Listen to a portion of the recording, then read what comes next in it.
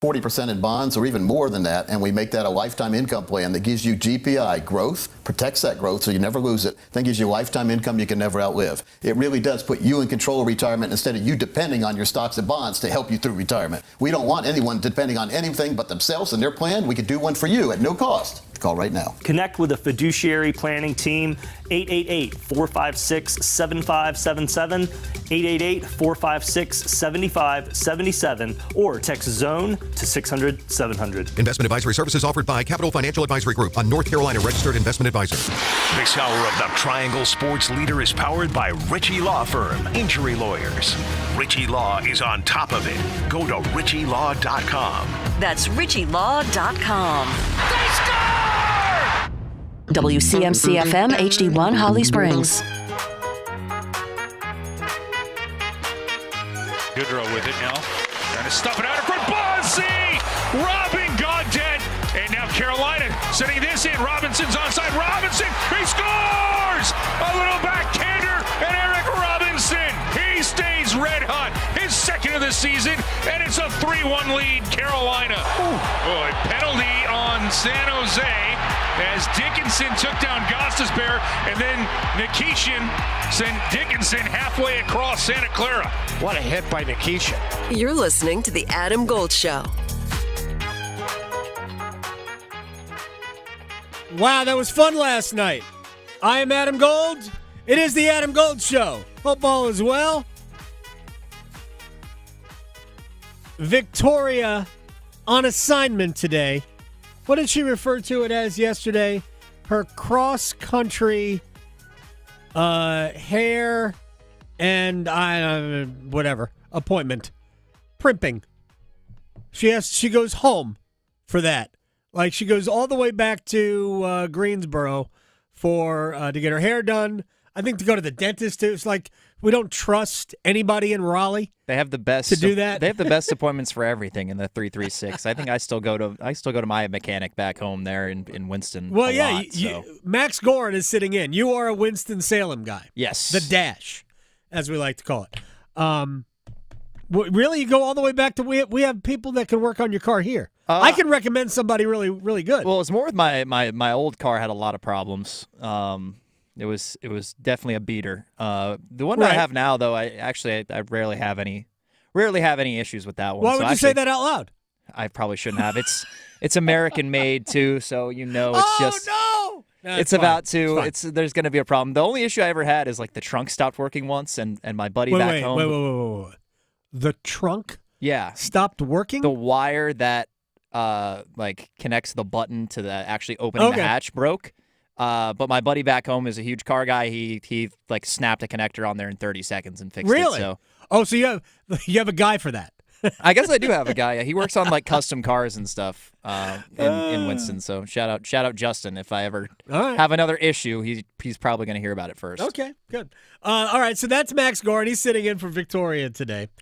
Couple of things before we begin. We're going to talk about the Hurricanes and their win in San Jose, which I think just ended. It was late. By the time I was done with everything that I had to do, post-game show, podcast, it was pushing 2. And I think I'm sure I stayed awake for all of it, for all the stuff I do after the games, but I can't guarantee it. Every once in a while, I do find myself, all right, what was I just talking about? I need to make notes more than I normally do on the late night broadcast. San Jose used to start games at 7:30 local time. So I want to thank them for going back to 7 o'clock. Half hour earlier. Whew, I actually think the half hour would have been a big difference for me. I think it was that I know that Pittsburgh-Anaheim game last night ended quite a bit later. I don't know if that was a 10:30 start. Well, it ended even after. They went in overtime. Oh, that went to OT as well. I believe it went to overtime. I think it was still going, like the third period was still going when the Canes game ended. So it's thankfully there's no 10:30s on this trip because that's just another half hour of less sleep that we deal with when we come in here in the morning. Dude, I still didn't get a lot of sleep, and I woke up probably 2 hours later than I normally would. But good performance eventually for Carolina. We will discuss it. Before we begin, and this is, and we are going to talk about UNC football today. But before we begin, and you, Max, you probably don't know this about me, but I do not, in any way, shape, or form, pay close attention to high school recruiting in any sport. I don't. I will pay attention when the players are on the field in uniforms for their respective colleges. So I am not immersed in this, but I know people who are.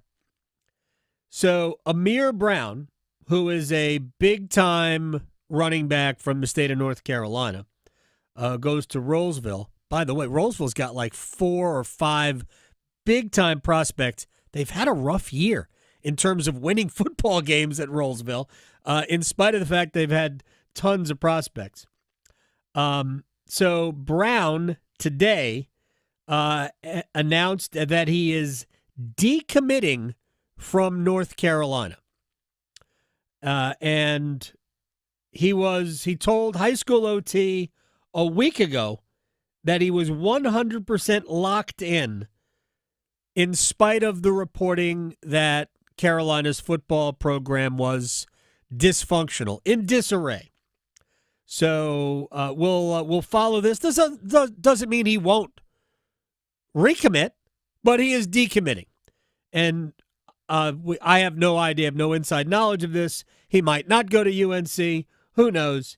Anyway, there is that. And I bring that up because Mike Lombardi has talked about it. He wrote the letter to all of the big boosters and season ticket holders that they need 2 good recruiting classes. Well, this was part of the first good recruiting class. So we'll see how it goes. We'll see whether or not he does in fact not go somewhere else.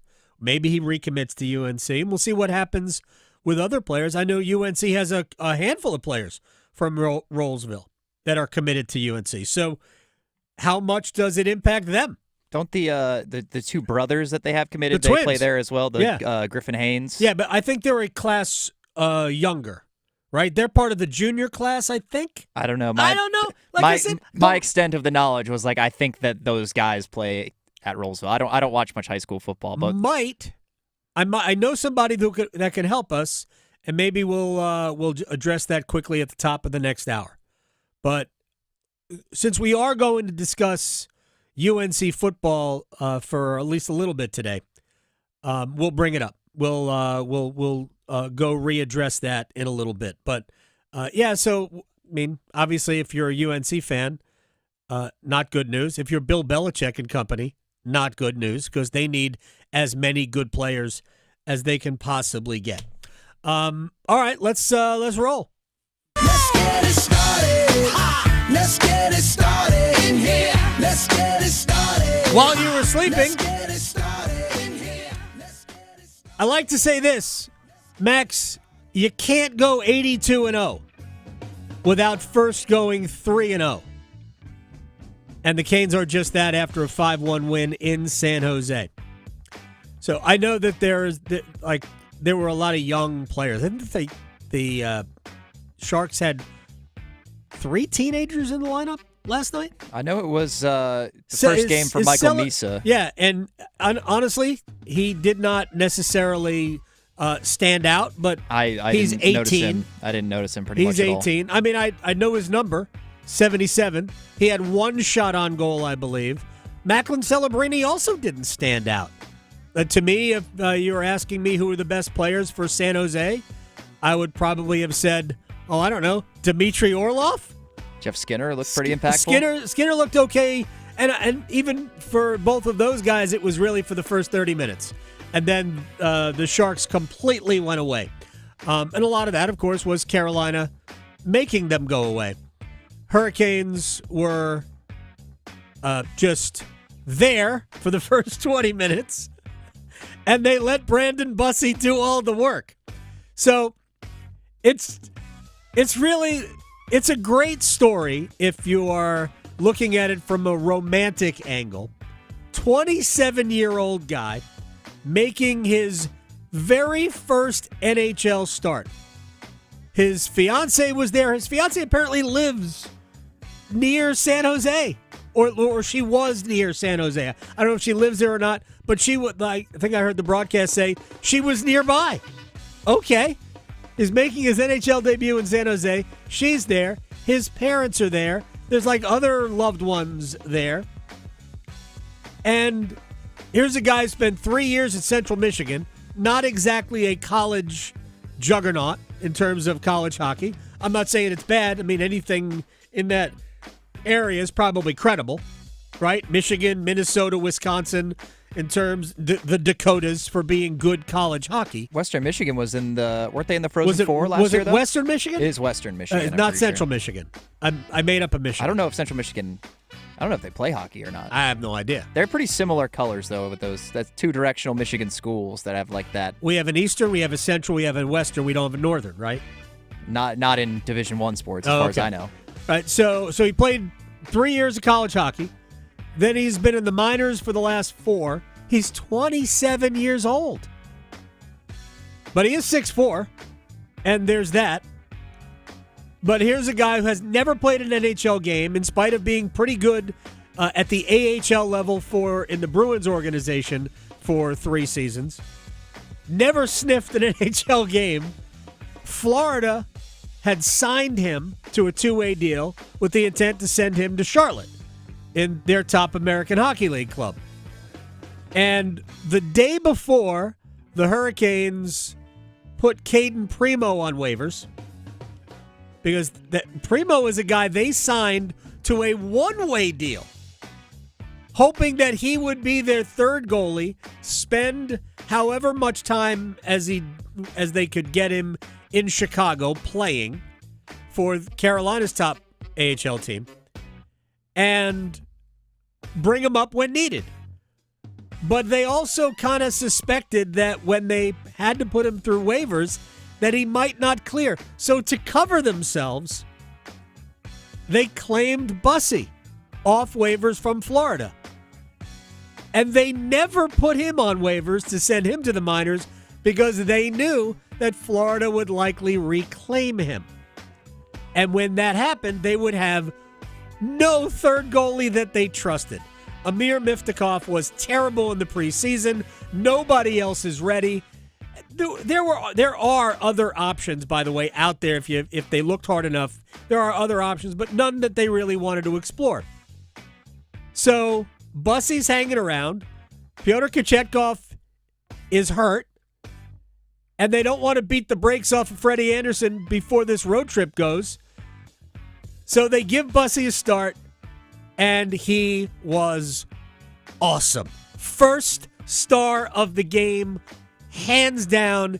Here is Bussy talking with FanDuel Sports Network's Hannah Yates of the Canes broadcast after the game. Brandon, obviously a really special night for you here in your NHL debut. You pick up your first win. Now that it's over, how would you describe this first experience? Yeah, obviously special. You work hard to get to moments like this, and you don't know if it's ever going to happen. So great effort by the team today, made my job easy.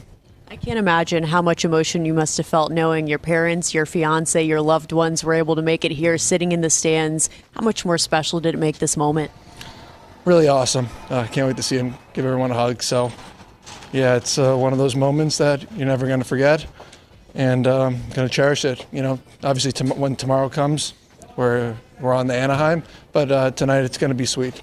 All of your teammates, the coaching staff, have spoken extremely highly of you, your work ethic, and you as a human being. What's been the most special part with this group so far? Everyone's super welcoming, from management to coaches to players. They've brought me in, even though it's an awkward time getting claimed and only really being with the team for like a week and a half now. So they've been great to me. They've treated me like one of them, and you could tell why there's been a lot of success. Did he go, we're on to Anaheim? I was going to say, that's a very, he snuck in a Belichickism there right in the middle. Look, I know Gold's going to be talking about Bill Belichick, so we'll give him some red meat. I was in the locker room before the opener last Thursday. We're actually not even, tomorrow is a full week since the opener. And above his locker, and usually the two goalies are on the far outside. If the Carolina's open dressing room is a horseshoe, right? It's a U. And usually the two goalies are at the top of the U on either side. Anderson is, if you're looking at the U, Anderson's on the left, Kochetkov's on the right. And in the back corner, it's generally a player, like a skater. But anyway, because they needed it, they needed another stall, and they didn't want him to dress outside of the locker room. Like, he's got the corner in the right corner of the U, and above his stall it says "new guy," which I thought was hysterical. Of course, some people had no sense of humor and they were mad at it. Like, how disrespectful is that? I'm like, it's a joke. It's really just a joke. Anyway, he's only been here a short period of time. By the way, Caden Primo played last night for Toronto. It was okay. They won 7-4. They allowed 4 goals to Nashville. But Bussy was the story. That was a very modest interview. Yeah. Because if he doesn't play the way he plays in the first period, Carolina is minimum a goal down, maybe 2. The save he makes on Will Smith on the power play was amazing. Post to smother the shot. He had, in my opinion, he had 4 great saves in the first period and 3 more in the second period. He did allow a goal to William Eklund, but he was so good halfway through the game, based on natural stat trick. He had 7 saves on 7 high-danger shot attempts. And the last one, I actually think we heard in the open, which was a save on Adam Gaudette, and then Mike Riley, who drew into the lineup for his first time yesterday, playing in place of Jacob Slavin, made just an elite long-distance pass to Eric Robinson, an aerial pass to Robinson, who settled it and scored to make it. That made it 3-1 toward the end of the second period. I don't know if Mike Riley knew when he made that pass that it was going to be a perfect on-the-tape breakout pass. I think maybe more than anything, he was just trying to high flip it out of the zone, but it was perfectly on the tape for Robinson. Yeah, and Robinson was just onside. Everything was flawless about it. We don't see too many passes like that in the NFL. It was elite. Absolutely elite. Anyway, here's the head coach on the debut of Brandon Bussy. Well, we didn't know much about him. I mean, obviously, we know how we picked him up kind of last minute, and but we've known of him. I know Paulie was always looking about this guy and trying to figure out how to acquire him. It kind of fell in our lap. We got kind of lucky, and obviously, it's a great start for him, and hopefully many more. Right. Hopefully many more. Who knows? It did remind me a little bit of Spencer Martin's first start for Carolina. It was 2 years ago on the parents' trip in Boston. Like, his mom she had no concept of any of these people a lot of these people had been together for, many years. And Spencer Martin's mom is just like thrown into the mix of it, as was Martin. And Martin played great in a win at Boston. Granted, Boston, San Jose, different levels of competition. But Martin had a boatload of NHL experience before then. It was a great night for Bussy. And honestly, the Canes, I don't think they lose the game because San Jose has blown leads in all of their games. Yeah, they haven't won yet. Right? But last night was the first time they were behind in a game. Really? Yeah. Because the first 2 losses were in overtime. In overtime, and they were either in the lead or tied for both of those games. They had not trailed in a game. It's a bit surprising. Until last night, and they were, of course, down big. Look, first period was terrible. Bussy bailed him out. Second period got better, but Bussy was a huge part of it being 1-1 midway through, and then everything seemed to click for Carolina. Second half of the second period was excellent. Third period was stifling. San Jose had 0 shots on goal in the third period. None. Absolutely none. More great stuff from Sean Walker last night. Shane Gostisbehere again. He was really good. Other than the one, he had the one turnover to Jeff Skinner. Yeah. I think it was in the first period. And then he got completely turned and blown by. Yeah, and then he committed the penalty on Skinner. Yes. But after that, he was fantastic. I mean, look, Jeff Skinner, I think, surprised all of us by defending. Who knew? If he had done that, never mind. Yeah, but Gostisbehere, other than that mistake, was tremendous. Analytically, I think he was actually the Canes' best player. Gostisbehere? Yeah, if you look at it was Hockey Stat Cards, I believe, is one of these analytical accounts that I like to follow. I like to see who maybe looked better or worse than maybe the eye test showed. And Gostisbehere, just very, very high positive contributions. He was my defensive player of the game, Shane Gostisbehere. Second time in a row. What? Shane Gostisbehere, the defensive player? Yeah. He's been excellent this year so far. Jackson Blake was amazing last night. I loved Eric Robinson, loved Taylor Hall. Stankoven was good except in the faceoff circle where he got smoked. The one faceoff he did win was on the power play. He lost all the others. It was not good, but I thought he played a good game. Other than that, I thought the captain's line was very good as well. But I mean, we're kind of used to seeing that. Jordan Stahl got plenty of ice time in the first period for his 900th game. It felt like he was out there for half the period because we just kept going on the PK. Well, true. Carolina had to kill 3 penalties, but he didn't play a lot otherwise. The ice time for the Stahl line was relatively modest, given killing 5 penalties. I think Stahl played, he was 14 minutes, like something like that. Might have been a shade over because they had to kill another power play in the third period.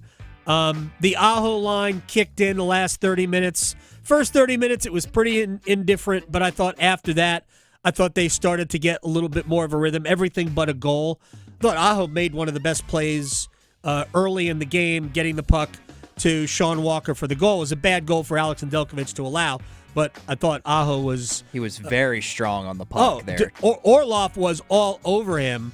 And if you've ever seen Dmitry Orlov, that's like being attacked by a Coke machine. I mean, he's square. And Aho was strong enough to hold him off, hold the puck, and get it to Walker in the middle. Here's Brenda Moore on a complete lineup. Well, I thought it was really... third period was phenomenal. So that's exactly how you want to play it when you're ahead. I don't even know if we gave up really anything. So, and we were all over too. So I think, but to your point, everyone contributed tonight. Like you go down the whole list, and some guys had real good games, but everybody was impactful and great to see. Brandon, getting that first one, he was impactful early on. Made a few huge saves that just makes us able to settle in and got us the win. I mean, bought them time. That's what Brandon Bussey did. He bought Carolina time for them to figure out where the rink was. Because the first period, when I looked at the shot total, Mike, I don't remember 14 shots on goal. Carolina was terrible in the first period. They outshot San Jose 14-8. Shows you, at times, the value of shots on goal. Sometimes they are irrelevant. Let me just get to a couple of UNC things. Mike DeCourcy is going to join us on the other side, and we'll talk a little hoops. Duke picked first. And how about NC State getting love in the preseason rankings, preseason player of the year? So we'll talk to Mike DeCourcy about ACC hoops and some other things as well. So we're 2 days away from Carolina at Cal, which is the back end of an ACC football Friday night doubleheader on ESPN. I talked about this yesterday, and Chip Patterson joins us today. We can talk about this as well. There are no must-wins for UNC.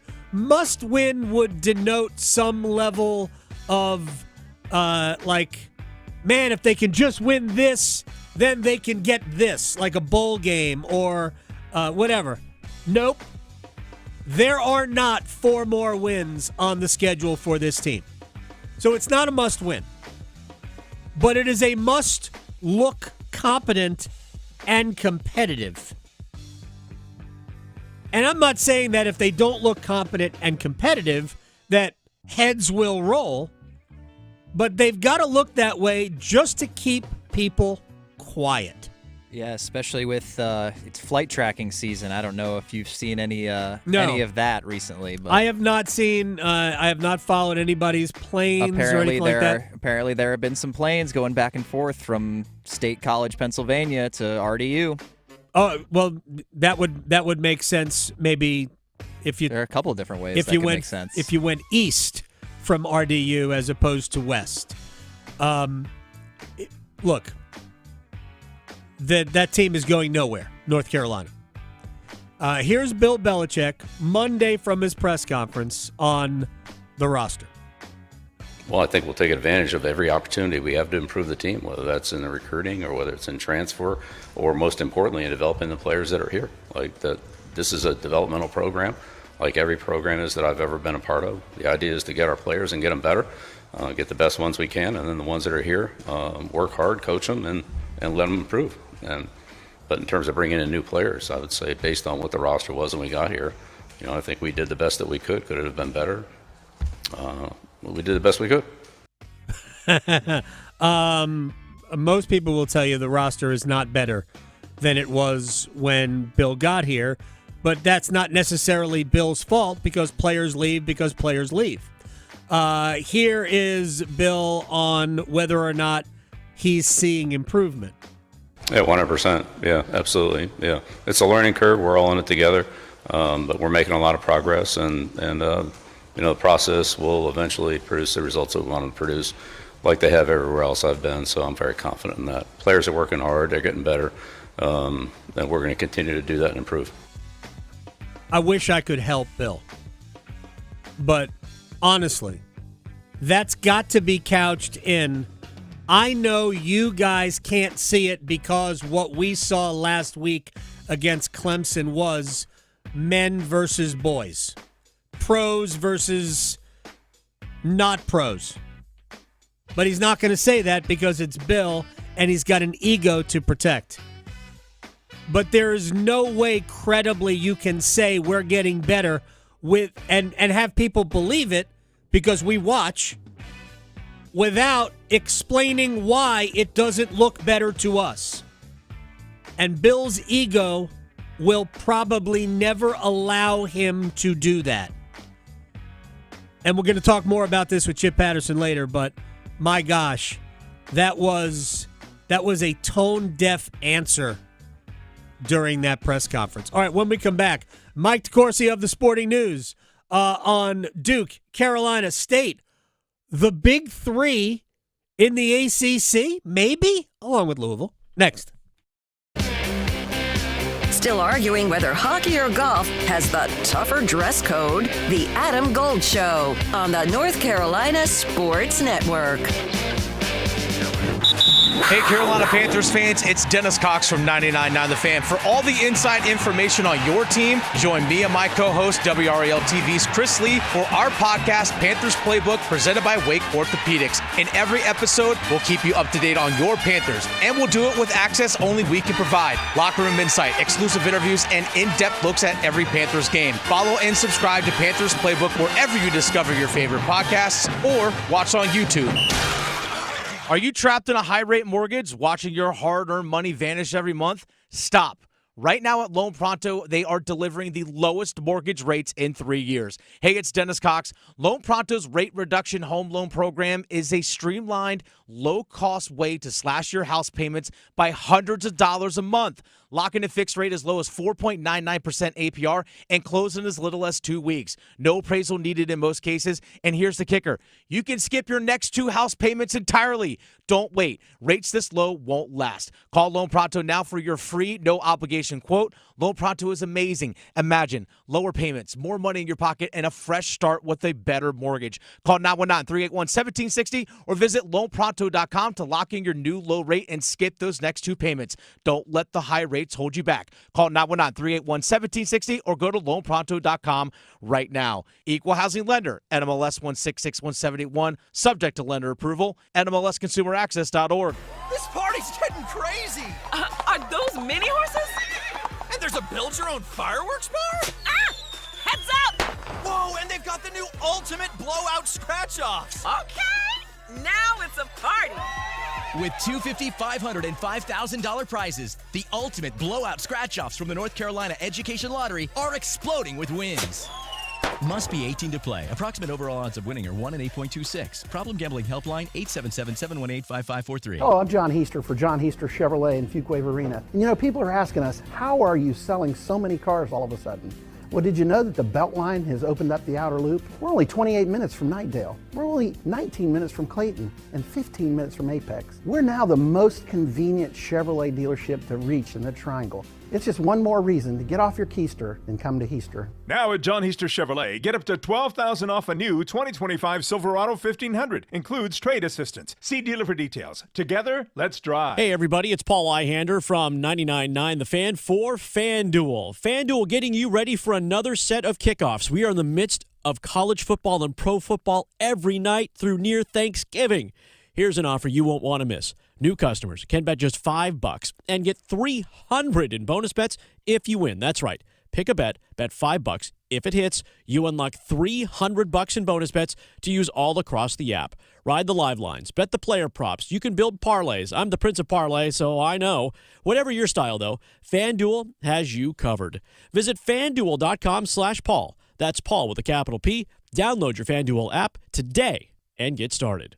21 plus and present in North Carolina. First online real money wager only. $5 first deposit required. Bonus issued as non-withdrawable bonus bets which expire 7 days after receipt. Restrictions apply. See terms at sportsbook.fanduel.com. Gambling problem? Call 877-718-5543 or visit morethanagame.nc.gov. This is the story of the one. As a maintenance supervisor at a manufacturing facility, he knows keeping the line up and running is a top priority. That's why he chooses Grainger. Because when a drive belt gets damaged, Grainger makes it easy to find the exact specs for the replacement product he needs. And next day delivery helps ensure he'll have everything in place and running like clockwork. Call 1-800-GRAINGER, click Grainger.com, or just stop by. Grainger, for the ones who get it done. This is Adam Gold. So Mike Vrabel, the coach of the New England Patriots, they asked him about birthday cake, and he said there was only one cake qualified for his birthday cake. Oh. Yes. Okay. You want to guess what that is? Is it vanilla? No. Oh. Carrot. I love him even more. The Adam Gold Show.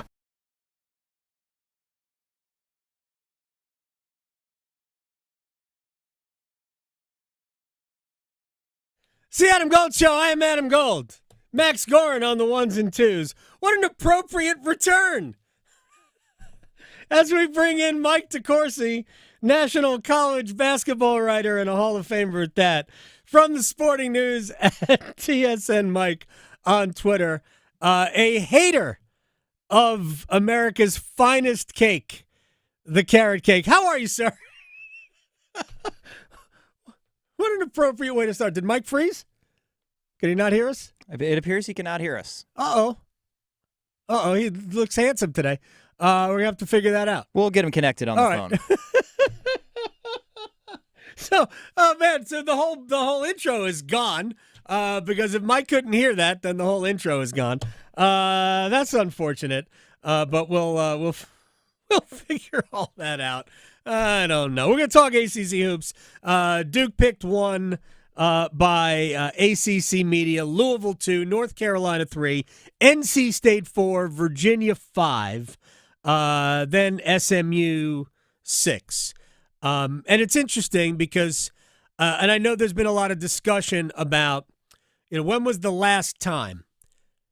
I can't remember the last time that Duke, UNC, and NC State were all picked inside the top 4. But that's what we've got. Mike DeCourcy, National College basketball writer from the Sporting News, is joining us at TSN Mike on Twitter. That we've seemed to have hit like old school ACC basketball with those 3 schools in the top 4. Then you throw Louisville in, who's kind of a newbie, but it does sound and feel somewhat traditional. Yeah, it's pretty cool to have that group all looking like they'll succeed this year. Obviously, it takes a lot between now and March for that to happen. In terms of, I'm not trying to say this won't happen. I'm just saying that in 2022-23, North Carolina was the preseason number one and then did not make the NCAA tournament. So just a caution that that things that are projected don't always happen. But in all honesty, we usually come pretty close. Yeah. We're usually in the picture with these projections, and it's really kind of surprising how close we're able to come now, given how much change there is, how many teams completely turn over or mostly turn over. It's harder than it's ever been to project these things, but we're still doing pretty well. Yeah, and I think in a lot of times the preseason poll unfortunately reflects last season's results. And I think in the case of North Carolina being preseason number one, or I think they were preseason number one that year, it reflected the previous year's results in the face of some, like, we all thought, well, there would be roster issues. Now, we didn't think it would bottom out, but we thought I was not on board with them being where they were picked. But I'll tell you this, I think NC State is better than what the Associated Press preseason poll said. I think they're better than first among also receiving votes. They've got a dynamite roster, and their like best player this year, who's going to be Darian Williams, I think is a stud as a college basketball player. The versatility, the leadership, the success that he's had, I think he's going to be. He was preseason player of the year over anybody named Boozer in the ACC, which is pretty good. So I think he's going to be great, and I love the way Will Wade coaches a basketball team. Oh, I mean, he does a terrific job. You've seen that now at LSU, at McNeese. He's been extremely successful and was able to go into the NCAA tournament last year and pull an upset. Darian Williams last season was outstanding for Texas Tech on a team that was terrific, and in the Elite Eight, he scores 23 on 50% shooting, and was really important. Although he was not efficient in the Arkansas game, he was really important to them winning that game that they won in overtime. They made a massive comeback on the Razorbacks and John Calipari, and usually in a circumstance like that, with other good players coming back, I mean, they had a chance to stick together at Texas Tech and perhaps do something special. And he saw greater opportunities with the Wolfpack, and I think he's going to really enjoy his time in the ACC. Oh, my gosh. It's going to be a blast for him. I feel great for NC State basketball fans. They've had good teams. There have been some good teams. Nobody's denying that. But I don't believe there has been a legit level of excitement around their program in a long time.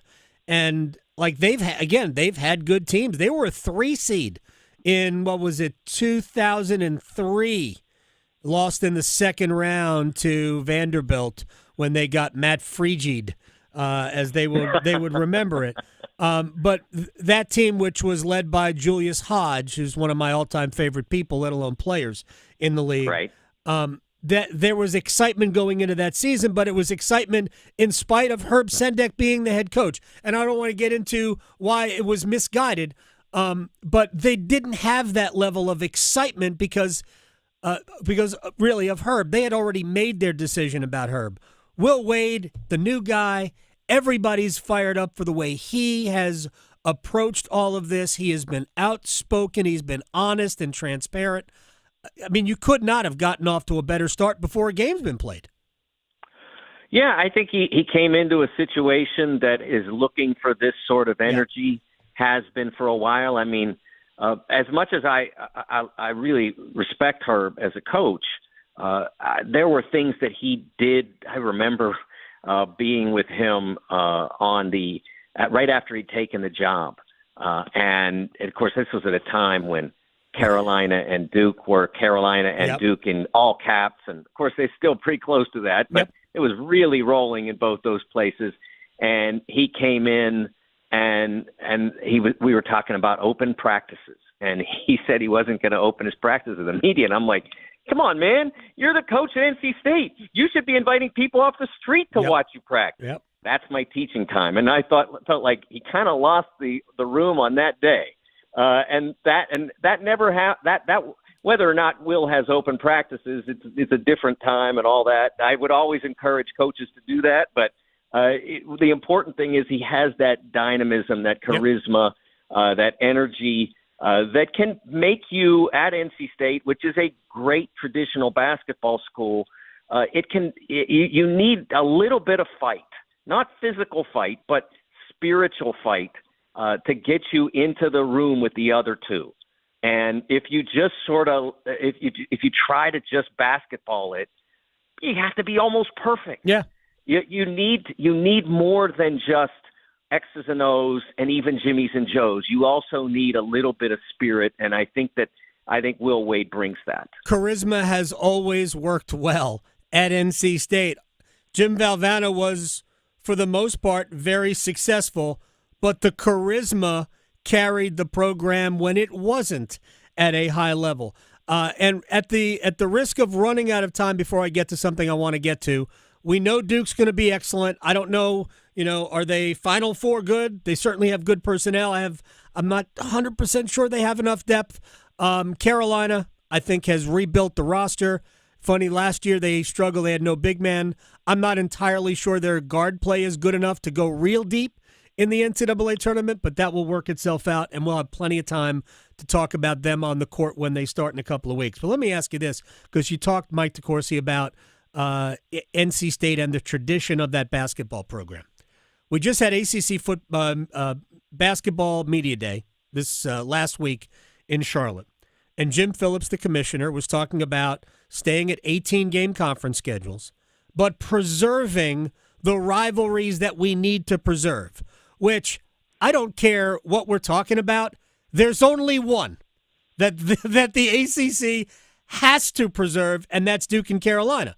Just like in the Big Ten, there's really only one, I guess UCLA, USC now, because that's part of the league. It's just Ohio State, Michigan. There's not a lot of other rivalries that have to be played every year.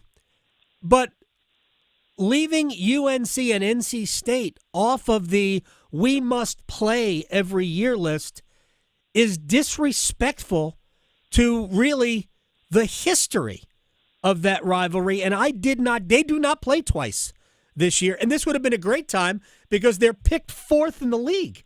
And we knew they were going to be good 4 months ago.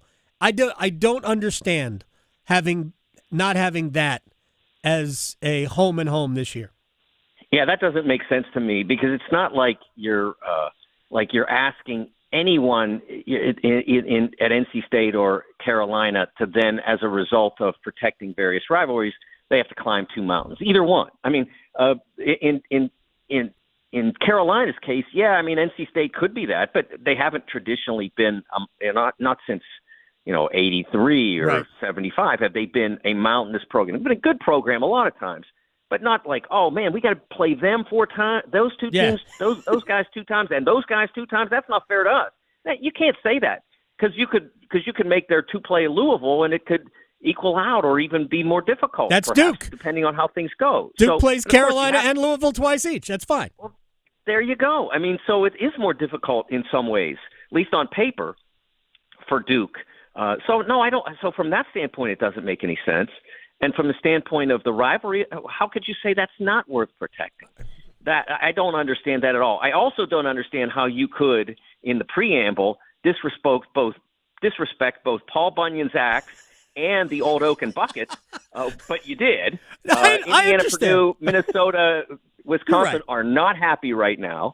But I do think that you have to look through tradition. I mean, if you're going to protect rivalries, you should protect Pitt-Syracuse because they came from the Big East. Sure. They had some fabulous games. You should protect that.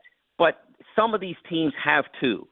And in this case, this is both State and Carolina can be said to definitely have 2 long-term rivals. I just don't. I didn't understand that. It sounded disrespectful. Might not be the right word. It sounded like we were ignorant of the history of the league because I have talked to a number of people. Jimmy Black, who is a national champion at Carolina, yes, told me on the air that when he was playing, State was the bigger game, not Duke. And that is not from 1950. That was from 1982. So he said that was the game we played that we wanted to win more than any other every year. Roy Williams recently said, I would rather beat State than eat.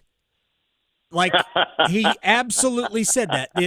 To me, that was a complete miss on the part of Jim Phillips. All right, final. We only have like a 2 minutes left. You do brackets for Fox. Jerry Palm does brackets. Now he's doing his own thing.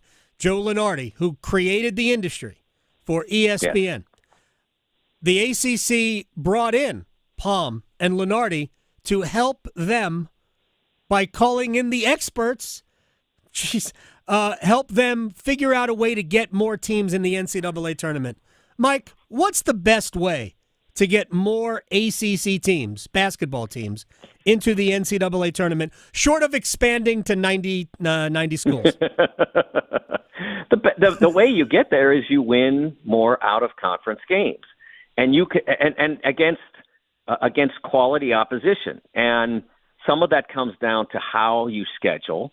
Do you put yourself in an advantageous position when you are in position to be advantaged? By that I mean, does Pitt play enough in a year like last year where they were kind of a team that could have made it if they had been able to hold it together in the final month of the ACC?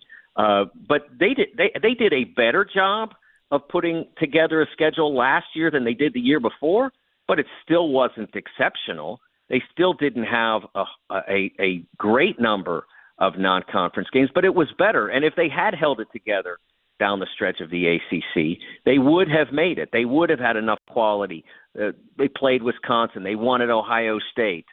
There were some other matchups in there that they did as well. And that's how you do it.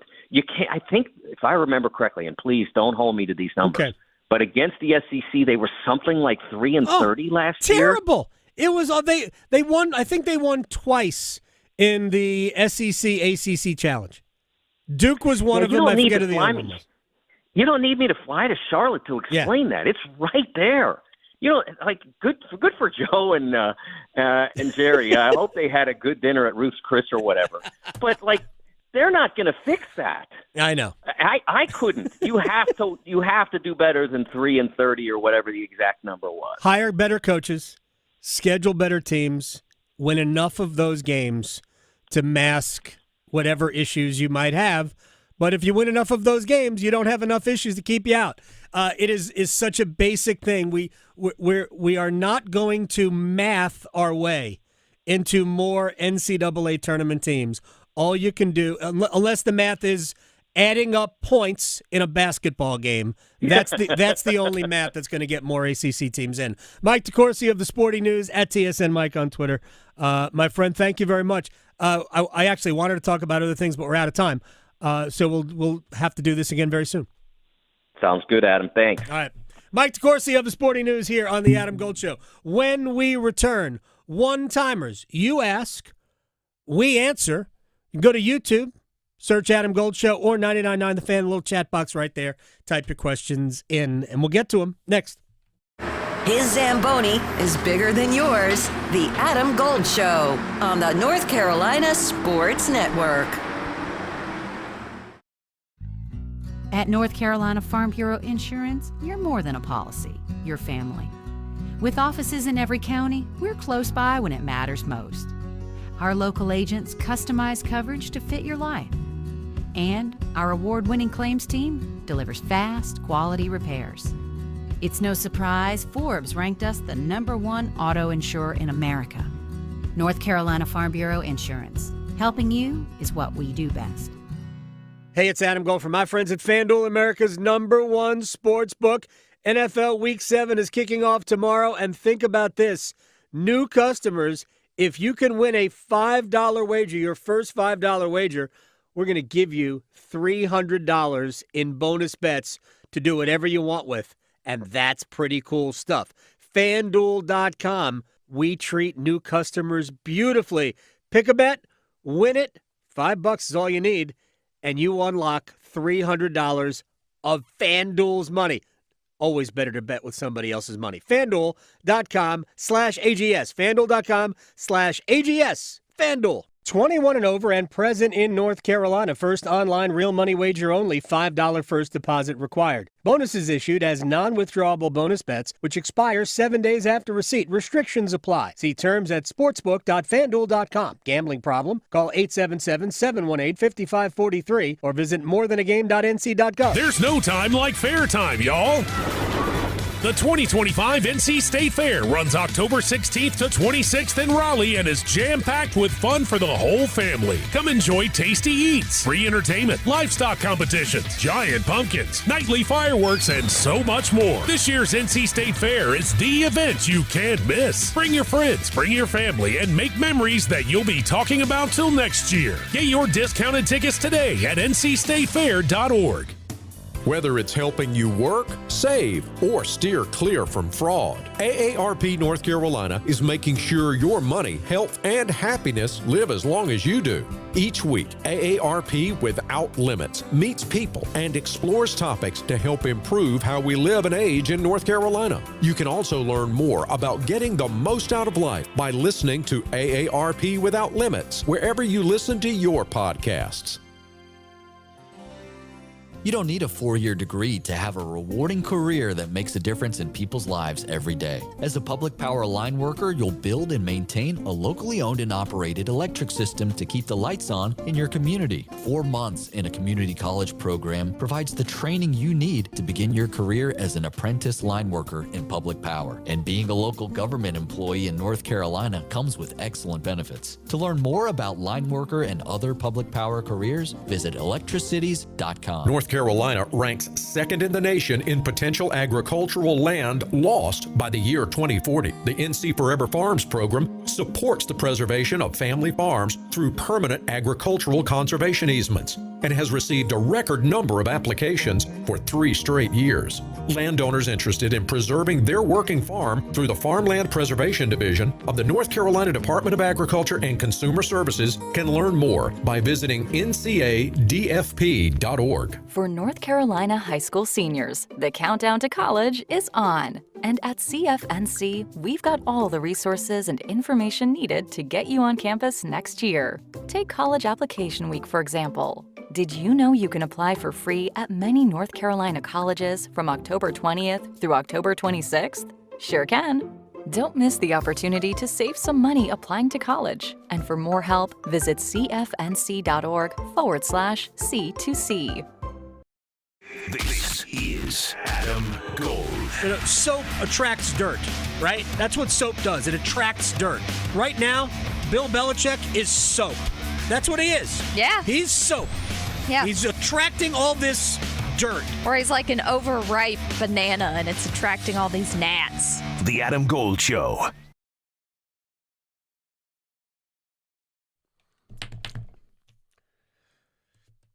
It's the Adam Gold Show. I'm Adam Gold. Max Gorin sitting in for Victoria today because he doesn't have to drive to Greensboro to get his hair did. Do you have a barber in Winston-Salem you go to? No, I just go to Great Clips. Or most days like today, I just put a hat on. Me too. All right, never mind. All right, it's time for one-timers.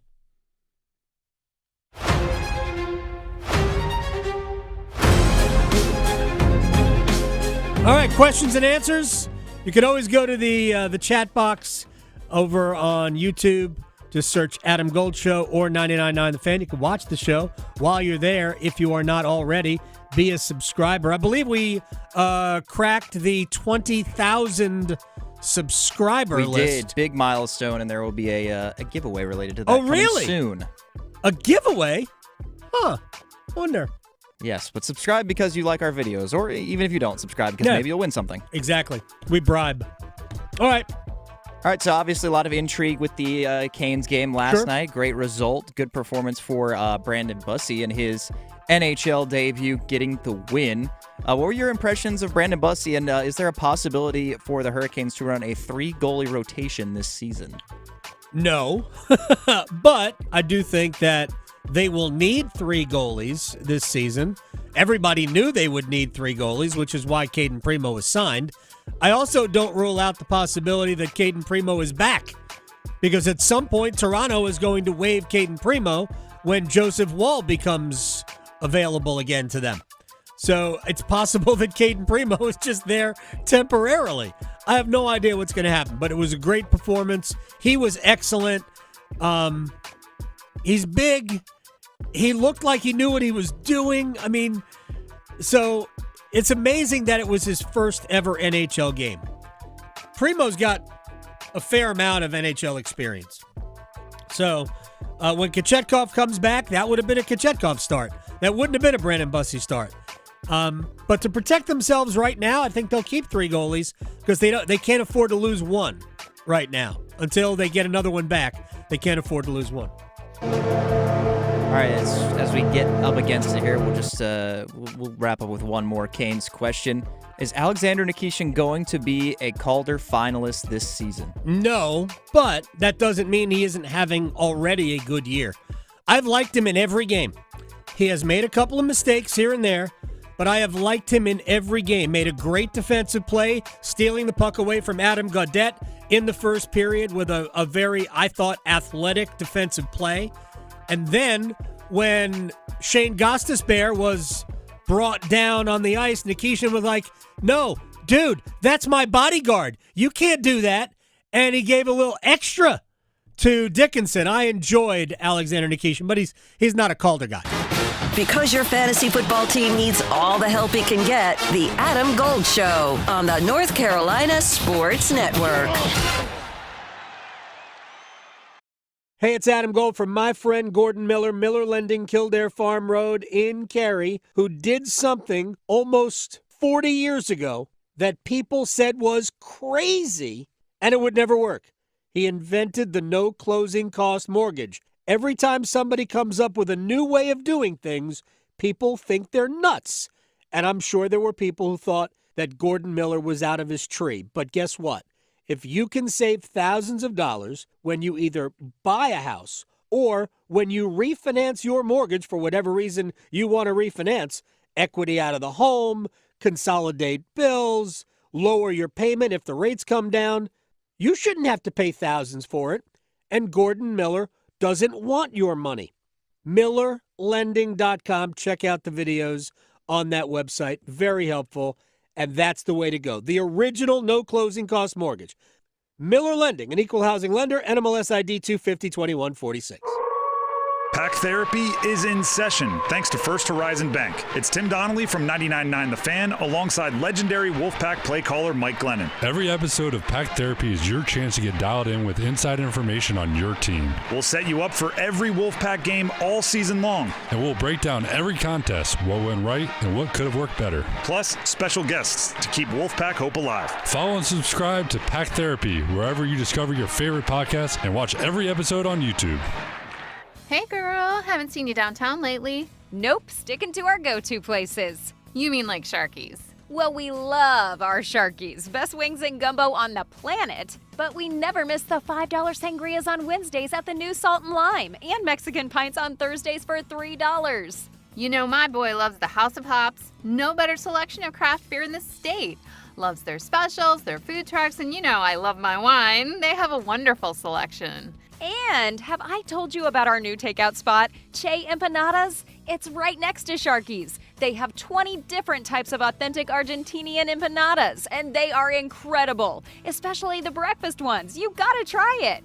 Sounds perfect. And how awesome is it that they're so close to each other? Oh, it's perfect, all right.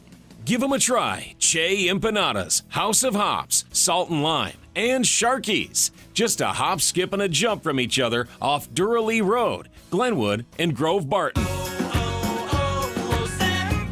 Hi, I'm Chef Franklin Becker. You know the jingle. Now discover the facts about Ozempic, a GLP-1. There's only one FDA-approved Ozempic made by Novo Nordisk. Learn about the real thing. Talk to your healthcare professional today. Call 1-833-OZEMPIC or visit Ozempic.com to view the medication guide and to learn more about Ozempic. Semaglutide injection 0.5, 1, and 2 milligrams.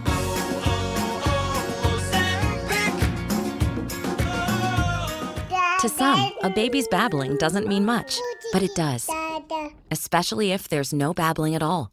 Little to no babbling by 12 months or later is just one of the possible signs of autism in children. Learn more at autismspeaks.org. Brought to you by Autism Speaks and the Ad Council. Okay, I have to tell you. I was just looking on eBay where I go for all kinds of things I love, and there it was. That hologram trading card.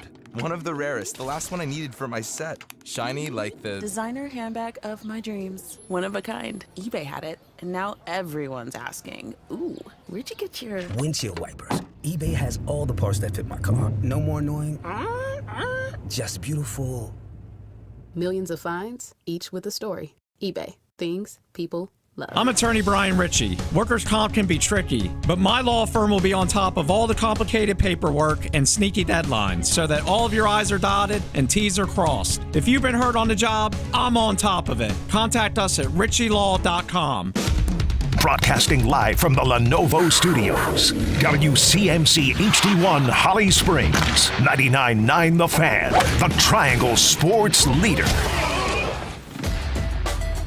This was the only game left on Indiana's schedule that ESPN Analytics did not project them to win because of the change in seeding. If you are one of the committee's top 4 teams, regardless of if you win a conference champion, you get a first round bye and a top 4 seed. So in theory, if Ohio State and Indiana were to play in the Big Ten championship game and Indiana finishes as the runner-up, then they could still be in the top 4 on selection day with Ohio State as a one-loss team and a first round bye. It's the Adam Gold Show. I am Adam Gold. That was Heather Dinich from ESPN, National College Football reporter, talking about seeding, making my head ache. We are 3 weeks away from the first, I think it's 3 weeks from yesterday, from the first college football, dog and pony show. Max Gorin, you are sitting in for Victoria today. This is the Adam Gold Show, and you can watch this on YouTube if you must, if you want to. If you want to see the madness, go to YouTube and search Adam Gold Show or 99.9 The Fan, and while you're at it, subscribe so you don't have to search anymore. Or you could just download the 99.9 The Fan app, which is a great app, and you just push one button and boom, there we are. Max, how many years have we been having this silly fake selection show? The CFP started in 2014, so we're going on 11 years now. Over under 3.5. How many episodes have I watched? You're leading me to believe the answer is the under. All right, let me change the total. Over under a half. I'm sure you've watched one.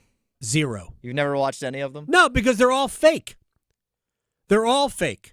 Every single one of them is fake. It tells you nothing. 3 weeks from yesterday, we will have a selection show. People will react to it as though it matters, and it doesn't. It's not even close to mattering.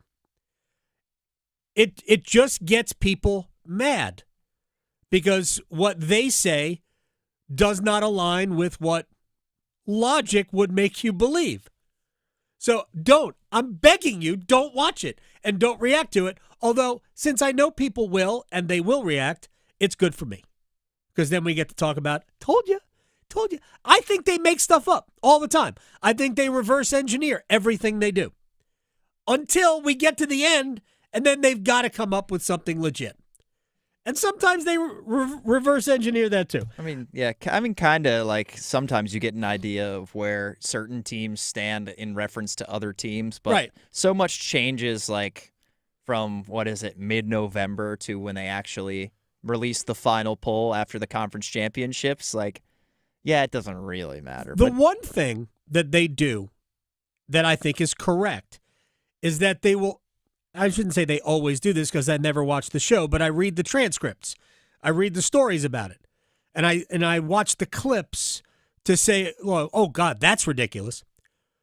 But they will tell you every week is a snapshot. This is not meant to matter next week. They at least tell you that ahead of time, And yet we all go, oh, this team is here now, therefore this. All you got to do is go back and watch year one, when the two teams that were ranked 4th and 5th, each won, and the team that was ranked 6th ended up 4th, Ohio State, who went on to win the national championship. And also included in the top 4 of the very first ranking, I believe, was Ole Miss and Mississippi State. They were 1 and 2. But that came out a little early before the meat of the schedule. We're going to talk about this with Chip Patterson. Right now, the SEC would get 6 teams in. Right now, today. Except that there are so many games left for all of those schools to play against each other. The chances of them getting 5 teams might not be that great. They're going to knock each other off. They just will. They'll eliminate each other. If 3 losses were eliminating, chances are we're going to eliminate a lot. They're going to euthanize each other. All right, let me get to a couple of other things. This is our second run at the news of the day. And I'm actually going to start with something we briefly touched on because I want to help Bill Belichick get this. I want to help the PR problem that they've got. Because I think more than anything, well, no, not more than anything, not more than horrendous football. Because I think we're all smart enough. We might not understand nuances and individual improvement, but here's what I do understand. They are woefully inadequate as a team when compared with other Power 4 schools. Data tells us that. They got squashed by all 3 that they've played. So when Bill Belichick is asked, do you believe this is working? And he says this, I want to help the answer. Yeah, 100%. Yeah, absolutely. Yeah, it's a learning curve. We're all in it together, but we're making a lot of progress, and the process will eventually produce the results that we want to produce, like they have everywhere else I've been. So I'm very confident in that. Players are working hard. They're getting better, and we're going to continue to do that and improve. All right. That answer does not wash for anybody with functional gray matter. Just doesn't. It didn't work for any of the assembled media that was there. It didn't work for anybody watching at home. And here's the problem. Bill Belichick has operated in such a way over the entirety of his career that he doesn't care what you think. And he doesn't care what we think now. He has not changed. It doesn't matter that we all go, what the hell is he watching? Because he, in his mind, knows better. And I'm not saying that he's wrong. He might know better. He might see individual improvement from everybody. But then we watch the game and they get run over. Clemson.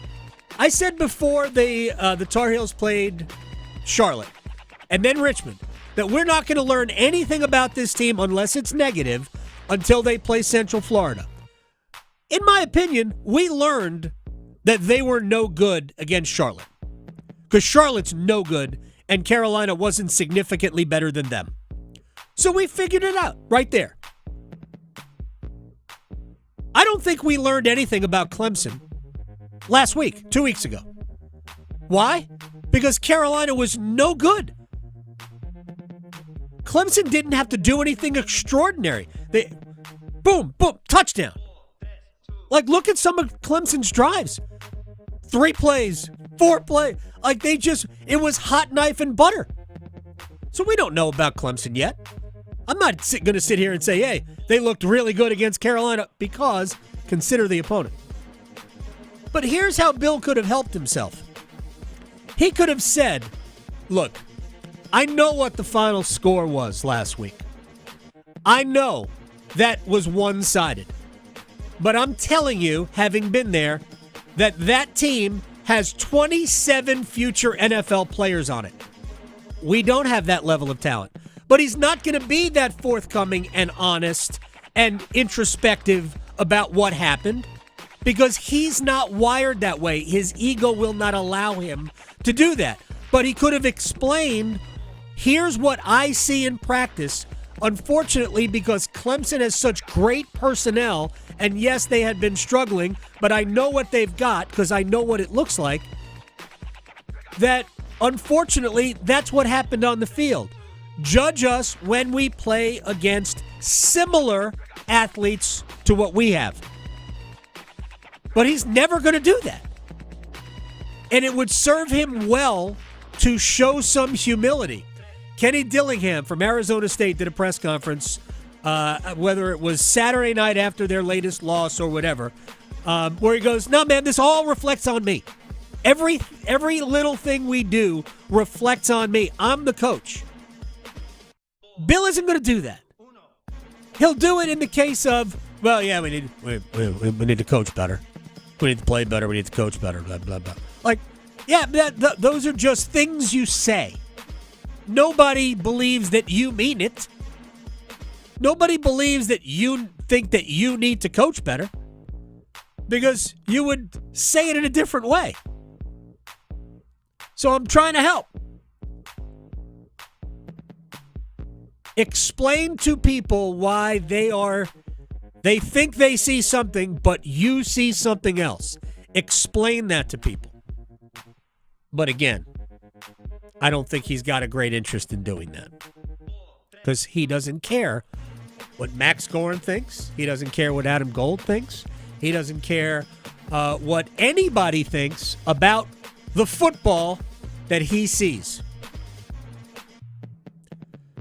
Again, they better look competent at Cal. They don't have to win. There are no must-wins. I don't think there are any wins left on their schedule. I hope I'm wrong, by the way.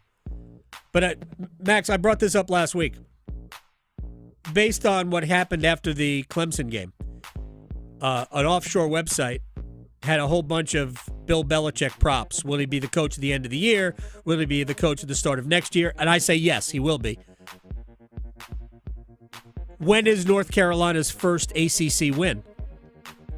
And if I was going to open up an account and bet it, I would say there would not be any. I think their only chance is at home against Stanford. Right. This just in. Anybody can lose a game in college. Anybody. So they might win 3. But I don't know if they're going to win 3 or simply be the recipient of other teams derping it up. But I know this. Of their remaining, 7 conference games? They're not better than any of those teams, and I don't even think they're as good as any of those teams. My view. All right, when we come back, Chip Patterson, CBSSports.com, Cover 3 podcast moderator. A little bit on Bill, and we've talked about that before. But also, James Franklin is out at Penn State. There are others who are out as well. We'll talk coaching, and we'll talk knocking each other off next. His Zamboni is bigger than yours. The Adam Gold Show on the North Carolina Sports Network.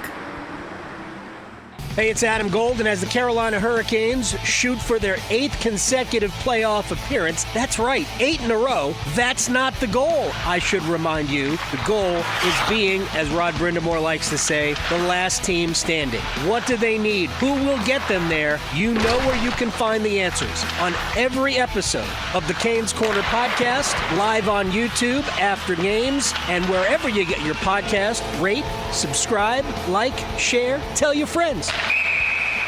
If you are beyond ready for the weekend and in need for some motorcycle therapy, you're in luck because we're halfway there. I'm Victoria Vodenecker here from 99.9 The Fan for Law Tigers, and sometimes Wednesdays are just the toughest days of the week. But maybe you've been thinking about taking a ride up to the mountains this weekend and checking off that to-do list as we get closer. While you're checking off that list, it's always smart to keep in mind what could happen while you're on the road. If you're ever in an accident on your motorcycle, make sure to call Law Tigers first before calling your insurance company. At Law Tigers, they're riders too, so they get it. They know the value of your bike and your gear and the investment that you've made. They know what it's like to go through an accident, and case evaluations are always going to be free, so you're not going to pay a dime until your case is settled. Call 1-800-LAW-TIGERS, North Carolina's motorcycle lawyers. Law Tigers is a network of independent law firms who are members of the American Association of Motorcycle Injury Lawyers. Law Tigers is not a law firm.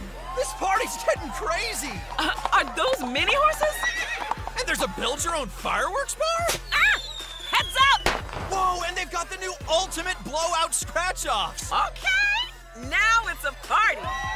With $250, $500, and $5,000 prizes, the ultimate blowout scratch-offs from the North Carolina Education Lottery are exploding with wins. Must be 18 to play. Approximate overall odds of winning are 1 in 8.26. Problem gambling helpline 877-718-5543. Ready to order? Yes. We're earning unlimited 3% cash back on dining and entertainment with the Capital One Saver Card. So let's just get one of everything. Everything? Fire everything. The Capital One Saver Card is at table 27 and they're earning unlimited 3% cash back. Yes, Chef! This is so nice. Had a feeling you'd want 3% cash back on dessert. Ooh, tiramisu. Earn unlimited 3% cash back on dining and entertainment with the Capital One Saver Card. Capital One, what's in your wallet? Terms apply. See CapitalOne.com for details. You like saving money, right?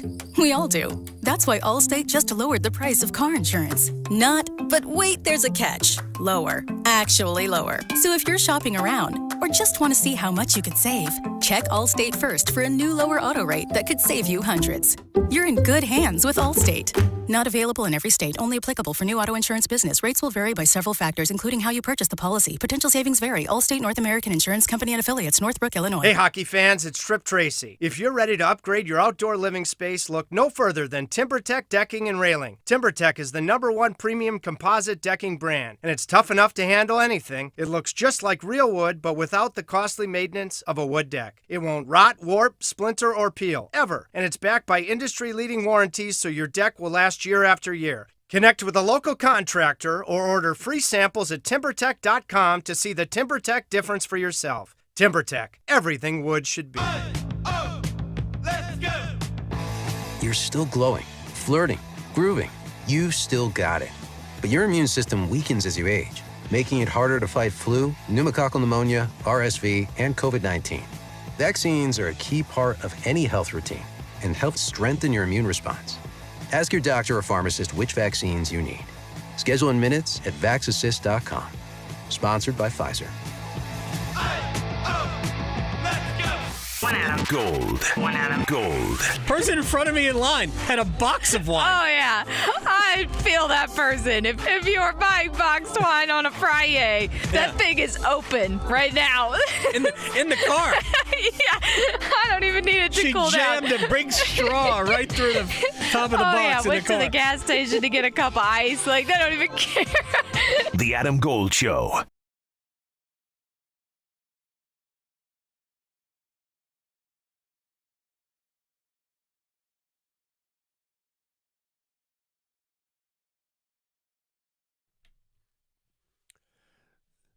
It's the Adam Gold Show. I am Adam Gold. Victoria on assignment. Max Gorin on the ones and twos. A lot to talk about when it comes to college football. 3 weeks from yesterday, we will have our first college football playoff rankings show that you should not watch unless you watch it in the spirit intended. It is just a goof.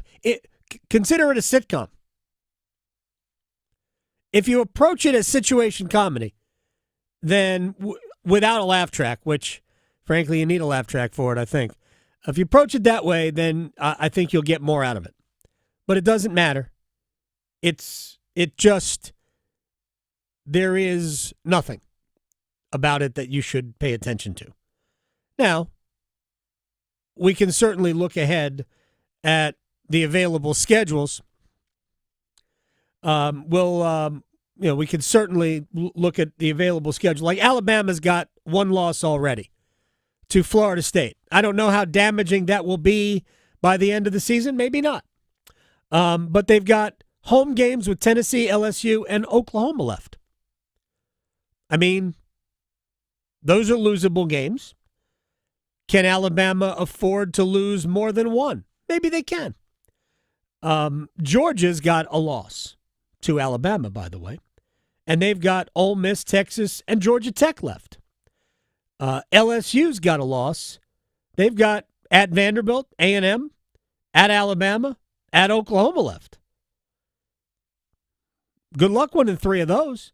Anyway, my point is that there's nothing that we can say now that should, give us an idea of what is exactly going to happen. But, man, the SEC's got 6 teams right now that would be in, which does make me think, man, why would you ever agree to a system that would limit you to 4? I guess it wouldn't limit you to 4, but it would basically lock you into no more than 5. Chip Patterson, CBSSports.com, Cover 3 podcast moderator. I think I've asked you these types of questions before. Right now, about how many teams do you think are still in the mix for a 12-team playoff? The number's got to be 25, right? Yeah, I was about to say 25 to 30, and that is a little bit misleading, because how many teams are in the mix for an at-large spot, according to my best guess, would be less. But the way that the system is set up, we are still dealing with conference championship races that are including a lot of teams that would not be at-large consideration, from the very obvious in terms of what you've got in the Mountain West, the American Athletic Conference, or even the Sun Belt, to maybe the less obvious, which is that Virginia, Georgia Tech, the Duke Blue Devils are college football playoff contenders in the middle of October. Now, they have a path that is a little bit more narrow and specifically defined. Not as many options seem as likely as it would for, an example, an Ole Miss or a Texas A&M. But at least that is the case. I mean, that is the pitch, is that this is, again, the pitch from the college football playoff, power brokers, is that we did go into late November weeks and we still were reaching all the way down to number 22 or number 23 in the rankings and saying, hey, these teams still have a shot to make this 12-team playoff, because if I remember correctly, that was in the Big 12, a conference that finished with a 4-way tie for first place in the standings.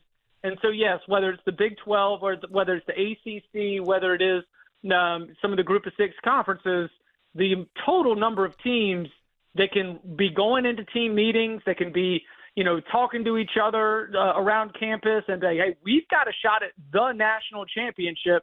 Yeah, it's probably about 25 to 30 teams. Yeah, you mentioned, too, in the ACC, Duke and Virginia. Virginia's just got one loss. But even if Virginia were to win out, and the only loss would have been why was Chandler Morris throwing that ball against NC State? If that's the only loss, I don't know that I could put them in the college football playoff were I a committee member, because I just don't know that they've won a game that would warrant being in the college football playoff, although that would they might at that point be an ACC champion, right? That's I was going to say, at a minimum, even Virginia as a 2-loss team would at least 11-2, aka, because essentially what you are painting right now is the SMU profile. Right. Because SMU lost to BYU early in the season. It was a game that was a little bit of a head-scratcher. In fact, it was a game where Kevin Jennings took over as quarterback, but then they went 8-0 in ACC play, went to the ACC championship game, lost a competitive game to Clemson, make the college football playoff. The situation you're painting, they're the ACC champion, they're in, no question. Even Virginia as a potential 11-2 team as an at-large consideration. Yeah, no. What they would have is they would have a data point against a team, we assume in Miami, that would provide their worthiness. If they show up and it's the same kind of result as when they showed up to Charlotte in 2019 and got beat more or less 62-10 to the Trevor Lawrence-led Clemson Tigers, no, your 11-2 doesn't get you in. But you would at least have a chance there on the first Saturday in December to state your worthiness one way or the other, either win it outright or at least try to provide that kind of scenario. So again, Duke, Georgia Tech, Virginia in the ACC, like, yes, you are still college football playoff contenders. You have a path, and even in the scenario where you might not even be the ACC champion, you would at least be playing when most of the rest of the country is not, when the selection committee is together, the very last game on Championship Saturday, and you would be able to provide one last 13th data point that a lot of teams are not going to have. So I would at least say that, you know, it's not all championship or bust. It is likely championship or bust. Right. But that's sort of again, Big 12, ACC, there's a whole lot of teams that are still in the mix, but the real key to that is making sure you're playing for the conference title. Chip Patterson is joining us here on the Adam Gold Show. Duke, Georgia Tech, an elimination game. I'm sort of joking around about that, but is it an elimination game for Georgia Tech if they don't win it? No, because they've got Georgia at the end of the year. They'd have to win that game, right? And given the way that the Bulldogs have played, which is below expectations at nearly every turn, I mean, objectively below expectations. Right. Like, it's just the team is super talented, and they get rated and ranked accordingly. And they have one of the worst against the spread records in the country. And it's not just failing to cover; it's the cover margin per game. I mean, they are just not meeting the calculated expectations for performance week in and week out. Now that could turn. I mean, they've got Texas coming up. You know, they've got a big one against Ole Miss at home coming up this Saturday. And in Georgia's defense, as Kirby told us, more than 50% of this team are first and second year players. You know, like, they are really leaning heavily on young pups. So maybe they could be a different team by the end of the year, but Georgia Tech's great. So not truly an elimination game from the big picture perspective. It certainly is for Duke because I think with two non-conference losses, it's going to be very difficult. I think that it's just still such a huge, huge game for both teams when it comes to the ACC, just because we don't have a ton of crossover among those teams at the very top. And so whatever data point you do have, that those head-to-head wins are going to be huge. I mean, if Georgia Tech is legitimately good enough to be considered, I mean, whether they're in or not, if they're legitimately good enough to be considered, this is the last time that they should be put to the test until Georgia comes to Bobby Dodd Stadium. I think Duke is good. I think Duke could win the game. I actually haven't looked at point spread. I thought I saw Georgia Tech maybe a slight favorite in the game. Either way, I think this is should be a great football game. Let me ask you about Georgia, because there is one area that Georgia, I think, has exceeded expectations that I don't know if you pay attention to or you care about, and that is getting breaks from the officials. So there's no doubt that Kirby Smart called a timeout. He was not clapping. That to me is the most embarrassing thing. If I were the SEC, I would have fined him $250,000 for that. Why? That's a lot. I mean, if we're only going to fine Lincoln Riley $5,000 for putting a uniform on a player who's listed as out, why are we doing $250 for? Well, there should have been more for Lincoln Riley. Didn't Riley say he had communicated with the Big Ten? Just because that's so childish, what Kirby Smart did and got away with, and we all have it on video, that, like, he needs to be publicly embarrassed for blatantly lying. Just take the L. Man, you called timeout. Just take the timeout. I cannot believe that they rescinded it. But wasn't that a touchdown that Auburn scored? Okay, so we did it on the instant reaction show, and we said, snap call, what'd you think? I said it was touchdown, and you're not going to believe this, Adam. I was presented with a lot of evidence. You would never believe this. But somebody who speaks with opinion and analysis on college football presented an opinion, and the other fan base came back with plenty of evidence. Sure. The Zapruder shot that does make the most, that gives the most credence to the ball being out, is that if you look at the elbow of, I think it was Wilson, is the linebacker for Georgia who ended up making the punch out. If you look at his elbow, it's about at Jackson Arnold's hands. So if we are to use physics about where the hand and the elbow are located, that would suggest that he has made full let me not be too graphic here. Full thrust. He has gone full thrust with the punch on through to be able to dislodge that football. So I can come around on, the call was right. Again, my thought watching it, my thought as of Saturday night was that it was a touchdown. My takeaway, and this is so funny too, Sure. because the sliding doors, the butterfly effect of, what if Dylan Tiananmen doesn't jump up and grab Drew Aller's pass in double overtime? Like what James Franklin still has a job. What if Jackson Arnold what if that is ruled as a touchdown? Auburn goes up 17-0 in that spot. Auburn wins the game. Maybe Hugh Freeze isn't, coaching for his job right now. The what ifs that are going on right now with massive ramifications in college football. It's huge. But to really dive deeper on the Auburn side of it, man, you were outplaying them, and everybody who's close to that program says that this Auburn team just doesn't know how to win and that they just crumbled, and that maybe 17-0 they would have crumbled too. So I thought it was a touchdown, but you're right. The joke that I've been making this week is with a little shout out to Casper and the Cha-Cha Slide. Is I just do everybody clap your hands, and then I do the timeout sign over and over again. Chip Patterson, CBSSports.com, Cover 3 podcast moderator, is joining us here on the Adam Gold Show, as he does every Wednesday. It just seems like Kirby Smart just gets break after break after break. It is whatever.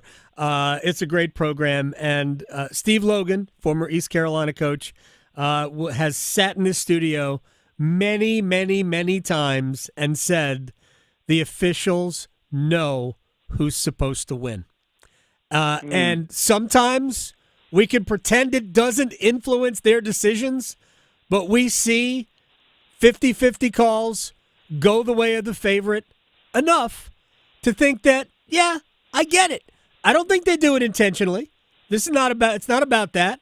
I think they try to do I firmly believe that officials always try to do the best possible job that they can. But the thing, the thing that's, the thing that is just incredibly, like, no one feels bad for Hugh Freeze. But the Oklahoma game, the Texas A&M game, the Georgia. This three it's piling up have all included some wild calls and big swings. Was it the Oklahoma game was 24-17? With the John Mateer reaches across the goal line for the game-winning score. Texas A&M is 16-10. This last one was 20-10. It's just. Man, it does feel like a star-crossed tenure for Mr. Freeze down there on the Plains. Trip Patterson is joining us here on the Adam Gold Show. I was looking at the SEC teams that are highly ranked that right now would be in the college football playoff. And, man, did they have some games left in front of them. Of course, they're all against each other, except for Georgia. They've got 3 good games left, and you can lose to anybody. I always want to say this. In college football, you never know. The fact that Penn State went out to UCLA and lost that game is one of the more curious results of the season. There was a reason why UCLA hadn't won a game. Not that they were completely void of talent, but they weren't good. And Penn State, at the very least, is good. Of course, they might have completely lost the plot after that, and then they came home and lost to Northwestern. Now James Franklin's out of a job. You and I are going to talk about that in a second. But I'm looking at what Oklahoma's got left. I know they've got one loss because they just lost at the Texas State Fair. Ole Miss, at Tennessee, at Alabama, Missouri, LSU. Oklahoma's got to win at least 4 of those, right? Yeah. It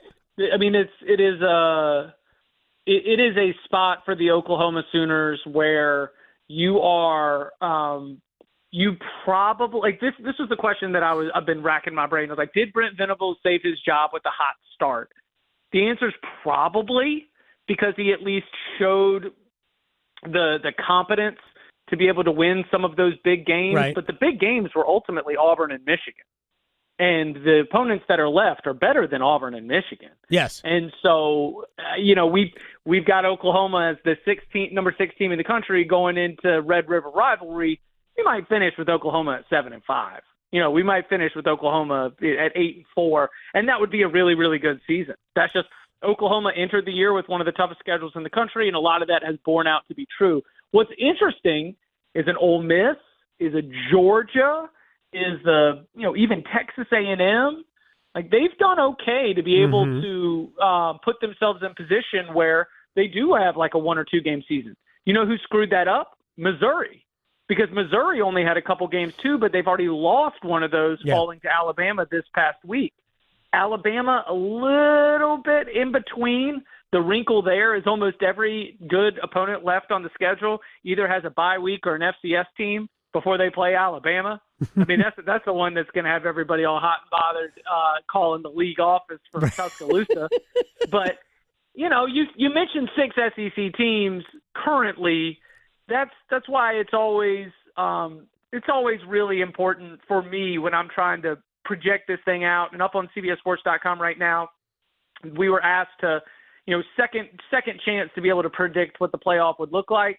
It was very important for me to be able to say, look, this is just where we are based on the imbalance of schedules in these massive conferences. There's going to be some water finding its level. Water finding its level will be Tennessee taking a few more losses, Oklahoma taking a few more losses, and then how many teams in the SEC get in depend on whether they all beat up on each other or whether a couple teams really rise to the top when it comes to your Ole Miss, when it comes to your Georgia, when it comes to your Alabama, when it comes to your Texas A&M. I think Texas can still win their way back in. I do. I think they can. Yeah, sure. They certainly can. If they are talented enough. They win at Georgia and beat Texas A&M. I mean, they belong somewhere in the 12. I actually think that based on what I have watched and what I have in front of me, I think there could be multiple 3-loss teams in the college football playoff this year. But probably not 3. Maybe not 3, but 2. Two is multiple. 2, yeah. Yeah, for sure. But there's also the other side of that being, you're like, okay, all they got to do is beat Georgia and beat Texas A&M. Okay, what's Texas's? Let's talk about the football of it all. What's Texas's fatal flaw right now? They don't have an offensive line. Your opponents were who again? Georgia and Texas A&M. And you don't have an offensive line. Okay, good luck with that. I think that'll go swimmingly. like I said, best laid plans. None of this. We'll all watch it play out, and Texas probably loses both of those games. But I'm just saying that if they were to win, they would put themselves right back in that situation. Let me get to James Franklin at Penn State. Like in some ways, I feel bad for James Franklin because to me, this is simply an angry move. We're pissed off because we lost. Yeah, we lost at home to Oregon. No crime there. But then you go out and you lose to a winless UCLA team, and you turn around and you lose at home to Northwestern. No disrespect to Northwestern, but Penn State can't lose that game. And I just feel like everybody's angry. All right, James Franklin, you're out. He won over 100 games in less than 12 seasons at Penn State. Granted, not all of them were great, but he won over 100. That's just a ridiculous, mid-season. Finally, wait till after the season. What are your thoughts on how it went down? I mean, it's the best job available. There's not going to be another job. I can't imagine that's better than that. Maybe Florida's better than that. But man, I think Penn State's a great spot. It was an emotional decision, unquestionably. Yeah. And the comments from athletic director Pat Kraft, I think, drove that home. It was an emotional decision, and the thing that why now? Why not the end of the season? It's a real cautionary tale to me about these all or nothing seasons in the modern era. Because the reason you make the move now is that the team did the things that never happened under James Franklin. James Franklin didn't lose as a 24-point favorite. Right. He might not have covered, Right? He didn't lose as a 24-point favorite. He took care of business. He avoided the bad losses. I think that this is sort of one of my go-to lines that I think represents something similar to what you're looking at when it comes to, the job, the coach. Are they going to be better or worse off? I think that James Franklin quite possibly could be the best hire, not fire, the best hire of the 25-26 coaching cycle, and that includes whoever Penn State gets. But the emotions, they were going to be they had so many players back, and they were going to be looking at a rebuild year after this. And if the team, and I don't want to say the team checked out James Franklin's own words were that they didn't handle the loss to Oregon well. Well, then by my assessment, you didn't handle the loss to UCLA well either. Right. And yes, when those things compound on each other, and the only goal was going to be go win a national championship, and that's way out of reach, it's just a really, really tough environment. And so it was an emotional decision to go ahead and make the move, and now it has created, like you said, one of college football's great jobs is on the market, and it's a credit to James Franklin. Yep. That it is as good a job as it is. It is a credit to James Franklin. I think he found it better. Excuse me. He left it better than when he found it. He guided that program out of the wilderness and created that modern recruiting program that was not there. He modernized a lot about that place, but he brought in talent at a really high level. He churned out a ton of NFL draft picks. He put in double-digit win seasons. He put in 5 top 10 finishes in the last 10 years. Mm-hmm. He won a Big 12 title. He got to the Final Four of the playoff last year. I think James Franklin is a really, really good coach. But at the same time, I'm not a Penn State University alum. I'm not a Penn State University booster. And if their desire is to just change things up, then this was the time to do it, because everything that happened after Saturday was going to just continue to be more depressing and add on to a lost season. Now, especially with Drew Aller getting knocked out for the year, you put together a very different environment in that stadium and around that program where everybody just is loving up the players for trying as hard as they can in a lost season. It's not that different than when Tom Bradley had to lead the Nittany Lions out there, or early Bill O'Brien. Right. And so I think that the differing expectations after the firing may lead to just literally a healthier playing environment for the players on that team. Chip Patterson, before we let you go, you're right about Franklin. He was an assistant at Maryland before going to Vanderbilt. Debbie Yao was the AD at Maryland, and she hired Franklin as the coach in waiting behind Ralph Friedgen. Never got to that point. Took the Vanderbilt job because the new AD basically didn't want James Franklin around. I don't know why. I have no idea. Ended up going to Vanderbilt. They did well at Vanderbilt. Then he goes to Penn State. The rest is the rest. It speaks to getting a team to a certain level, a high level, but not the highest level, and that people are frustrated with, why can't we get to the highest level, rather than, man, this is a pretty high level, and there are some disadvantages at Penn State that are not felt at the Alabamas, LSUs, Georgias of the world, or Ohio States of the world. But it is what it is. And do you think Franklin would be at all interested in NC State, Virginia Tech, place like that? I think that James Franklin knows that he has 2 great options. Number one, this whatever portion of this $45 million buyout has offset language that involves coaching jobs. And he's great on television. He's good TV. So if he wants to spend a year doing television checks and Penn State checks, then absolutely. But I also think that if Florida opens up on Sunday, James Franklin's at the top of a list of candidates to interview. I think that if Auburn opens up in the coming weeks, James Franklin's at the top of a list to interview. And I'm going to throw one more out there. Sure. If LSU loses to Vanderbilt in Nashville on Saturday, where the Commodores are a 2.5-point favorite, LSU might be another spot where you could end up seeing James Franklin. So you mentioned NC State, where you have a great football culture.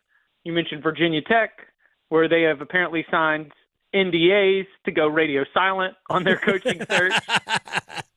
I tend to think that there are other opportunities that in the pecking order of a college football coach who's been around at the highest level, it's a very easy sell. Look what he did at Penn State. Look what he did in our league at a place like Vanderbilt. Now let's give him the keys to the absolute hummer that is an LSU or a Florida. Yep, that's what I said before. Florida's, man, it's one of those places where you should be able to win. Although, there's a lot of competition in the state of Florida, but there are so many players. It is the one state where you could have all three schools playing at an incredibly high level. Chip Patterson, a very similar level to when all three schools could be playing at that level. Chip Patterson, CBS Sports, and, of course, the Cover 3 podcast. By the way, we talked to Danny Cannell on tomorrow. All right. Our friend Love Danny's to hear on that. Yeah, absolutely. So Danny's going to be in Madison, Wisconsin. Really? This weekend. Yeah. Ooh. So if you've got any Madison recommendations, he'll be all ears for him. He says he's staying for Saturday night. No college football pregame. You know what? Actually, I will go ahead and plug my friends because I'm on the show from time to time too. I don't like to talk about other networks, but it was posed over the weekend. Where do adults go to talk about college football on a Saturday morning? College football pregame on CBS Sports HQ. It's got Damian Harris, former Alabama running back. Sure. It's got Bryant McFadden, former Florida State defensive back. It's got Danny Cannell. It's hosted by Emily Proud, who's just a superstar in the industry. It's got Cannell. That's all you need. They talk college football from 9 to noon on Saturday mornings. You can watch it on CBS Sports HQ. It is my college football pregame of choice. So it does still exist out there. I would like to shine a spotlight on that. There you go. Chip, thanks, man. I'll talk to you later. Sounds good. Y'all be well. Chip Patterson, the one and only. All right, when we come back, we're going to stretch. We're going to place bets. I gave you 2 winners in baseball yesterday. I will give you winners again today. Next. Because your fantasy football team needs all the help it can get, the Adam Gold Show on the North Carolina Sports Network. Hey, it's Adam Gold from my friends at FanDuel, America's #1 sports book. NFL Week 7 is kicking off tomorrow, and think about this. New customers, if you can win a $5 wager, your first $5 wager, we're going to give you $300 in bonus bets to do whatever you want with, and that's pretty cool stuff. FanDuel.com, we treat new customers beautifully. Pick a bet, win it, $5 is all you need, and you unlock $300 of FanDuel's money. Always better to bet with somebody else's money. FanDuel.com/AGS. FanDuel.com/AGS. FanDuel. 21 and over and present in North Carolina. First online real money wager only. $5 first deposit required. Bonuses issued as non-withdrawable bonus bets, which expire 7 days after receipt. Restrictions apply. See terms at sportsbook.fanduel.com. Gambling problem? Call 877-718-5543 or visit morethanagame.nc.gov. There's no time like fair time, y'all. The 2025 NC State Fair runs October 16th to 26th in Raleigh and is jam-packed with fun for the whole family. Come enjoy tasty eats, free entertainment, livestock competitions, giant pumpkins, nightly fireworks, and so much more. This year's NC State Fair is the event you can't miss. Bring your friends, bring your family, and make memories that you'll be talking about till next year. Get your discounted tickets today at ncstatefair.org. Whether it's helping you work, save, or steer clear from fraud, AARP North Carolina is making sure your money, health, and happiness live as long as you do. Each week, AARP Without Limits meets people and explores topics to help improve how we live and age in North Carolina. You can also learn more about getting the most out of life by listening to AARP Without Limits wherever you listen to your podcasts. You don't need a 4-year degree to have a rewarding career that makes a difference in people's lives every day. As a public power line worker, you'll build and maintain a locally owned and operated electric system to keep the lights on in your community. 4 months in a community college program provides the training you need to begin your career as an apprentice line worker in public power. And being a local government employee in North Carolina comes with excellent benefits. To learn more about line worker and other public power careers, visit electricities.com. From the mountains to the coast, there is tremendous pride in North Carolina agriculture. NC Forever Farms is a program recognizing family farms that are protecting precious working lands vital to the future of agriculture. Through permanent agricultural conservation easements, these NC Forever Farms will always be protected from development. Learn more about preserving family farms through the Farmland Preservation Division of the North Carolina Department of Agriculture and Consumer Services by visiting ncadfp.org. At North Carolina Farm Bureau Insurance, you're more than a policy, you're family. With offices in every county, we're close by when it matters most. Our local agents customize coverage to fit your life. And our award-winning claims team delivers fast, quality repairs. It's no surprise Forbes ranked us the #1 auto insurer in America. North Carolina Farm Bureau Insurance. Helping you is what we do best. For North Carolina high school seniors, the countdown to college is on. And at CFNC, we've got all the resources and information needed to get you on campus next year. Take College Application Week, for example. Did you know you can apply for free at many North Carolina colleges from October 20th through October 26th? Sure can. Don't miss the opportunity to save some money applying to college. And for more help, visit cfnc.org/C2C. One Adam. Gold. One Adam. Gold. Turtle cake? Like, what do we... What? Isn't that an ice cream? What? Where's the confetti cake? Because, hello, confetti cake, delicious. With the little, I don't even know if it's real, but the little dots in the icing, like... None of these are real. What kind of fake thing that is, but it's delicious. It's my childhood. Like, that wasn't in the top 10. His opinion's invalid to me. The Adam Gold Show.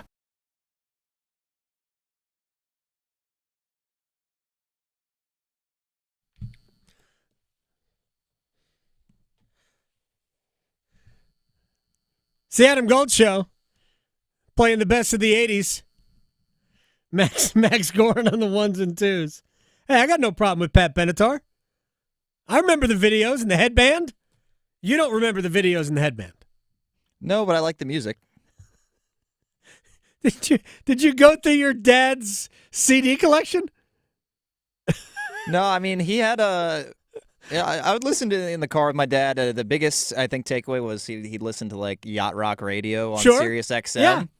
And, like, Billy Joel Radio, so I caught a lot of that, but the rest of it was kind of on my own. You came to this organically?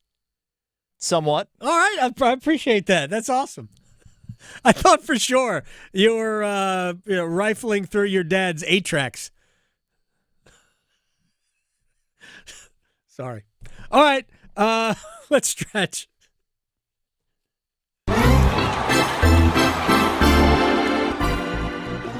So anybody who was on the road yesterday in the Raleigh area already knows about this, but Chris Brown had a concert at Carter Finley Stadium last night. Okay.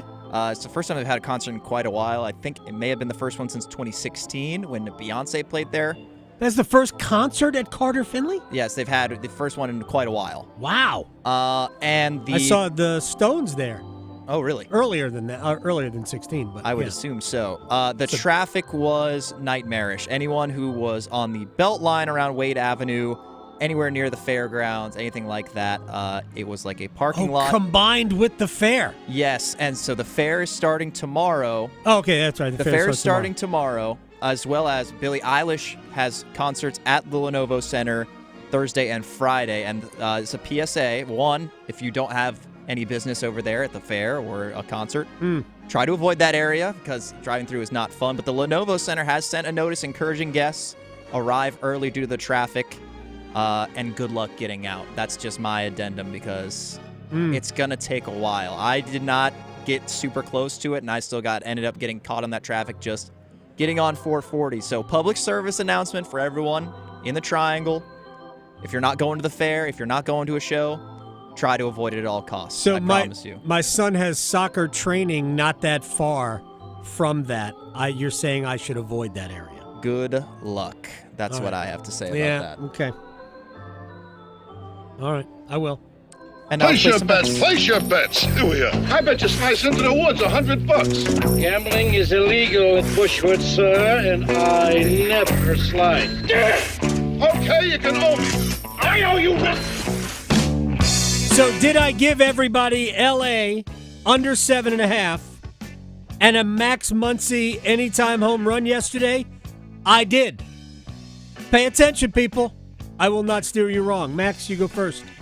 I will take Connor Bedard to record a point tonight. Blackhawks are playing at the St. Louis Blues. And Connor Bedard, just to record a single point, is minus 138, which I feel like is good value for former first overall pick. So Connor Bedard to register a point, minus 138. All right, let's go here. Major League Baseball, American League Championship Series. Mariners already up 2-0 in the series. They will take a 3-0 series lead, but we're going to go over the 7 runs. George Kirby and Shane Bieber. Bieber looked awful to me when I watched him pitch last. I think Seattle roughs him up. Plus, how about a Jorge Polanco home run? He is on fire. Plus 560. He does it again and make all the money. Quickly, I will take Patrick Kane to score a goal tonight, plus 330. He's off to a hot start. Patrick Kane, anytime goal, plus 330. All right, we're going to go with the Buffalo Sabres and over 5.5, plus 215 at home over the Ottawa Senators. Go Sabres, get their first win of the year. Asheville to Wilmington, Boone to Durham, the Adam Gold Show on the North Carolina Sports Network. Adam Gold here from my friends at FanDuel, America's #1 sportsbook, with a reminder, the NFL is back tomorrow. Speaking of the NFL, we've got arguably the oldest quarterback matchup maybe ever in Aaron Rodgers versus Joe Flacco. Combined, they're the age of the United States of America. And FanDuel is offering this to new customers. Bet $5, win that bet, get $300 in bonus bets. You know how much fun it is to bet with somebody else's money? That is fantastic. FanDuel.com/Adam Gold. FanDuel.com/Adam Gold. Get started today. 21 and over and present in North Carolina. First online real money wager only. $5 first deposit required. Bonuses issued as non-withdrawable bonus bets, which expire 7 days after receipt. Restrictions apply. See terms at sportsbook.fanduel.com. Gambling problem? Call 877-718-5543 or visit morethanagame.nc.gov. Listen every afternoon for The Drive with Tim Donnelly. It's not enough to just say it's Bill Belichick's first year. He wasn't supposed to win. The issue is other coaches in their first year have won around the country in many different situations, and they haven't been given all the resources that Bill Belichick has been given. The expectations are higher, but for a reason, and he's not living up to them. The Drive with Tim Donnelly, 3 to 6 on 99.9 The Fan. Okay, I have to tell you, I was just looking on eBay where I go for all kinds of things I love, and there it was. That hologram trading card. One of the rarest, the last one I needed for my set. Shiny like the designer handbag of my dreams. One of a kind. eBay had it, and now everyone's asking, ooh, where'd you get your windshield wipers? eBay has all the parts that fit my car. No more annoying, just beautiful. Millions of finds, each with a story. eBay. Things, people, Love. Struggling with high interest debt? You can pay it all off in days with Loan Pronto's Rapid Equity Loan. Hey, it's Dennis Cox. Get cash out now without touching your low-rate first mortgage. No appraisals, no waiting, no BS. The Rapid Equity Loan program at Loan Pronto is amazing. One Loan Pronto client just got $300,000 approved in under 24 hours. They paid off debt, renovated the kitchen, and cut their monthly expenses by $1,800. That's a huge turnaround. Loan Pronto, instant approvals, low rates, no hard credit pull up front.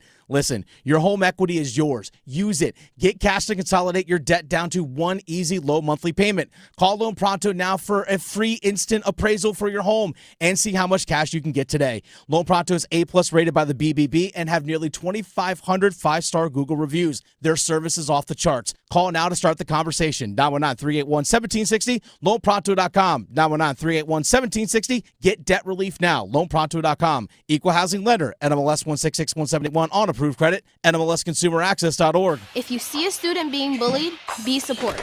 Ask if they're okay and invite them to join you. You'll be an ally and you can make a friend. Friendship! Visit StopBullyingSpeakUp.com and join Cartoon Network to redraw your world without bullying. It is I, Juan Carlos Santiago del Santiago, the coolest man in the world. Yes, I am back in Raleigh. Do I go downtown with so many places to party? No, I go to the Sharky's place. The good food, the fine drinks, the coldest of beers, and of course, the many, many beautiful people. I always hang at the Sharky's place, the coolest bar in the world, because, well, it was built for me. Juan Carlos Santiago del Santiago, the coolest man in the world. The Sharky's place, 8800 de Raleigh Road by the Shelley Station.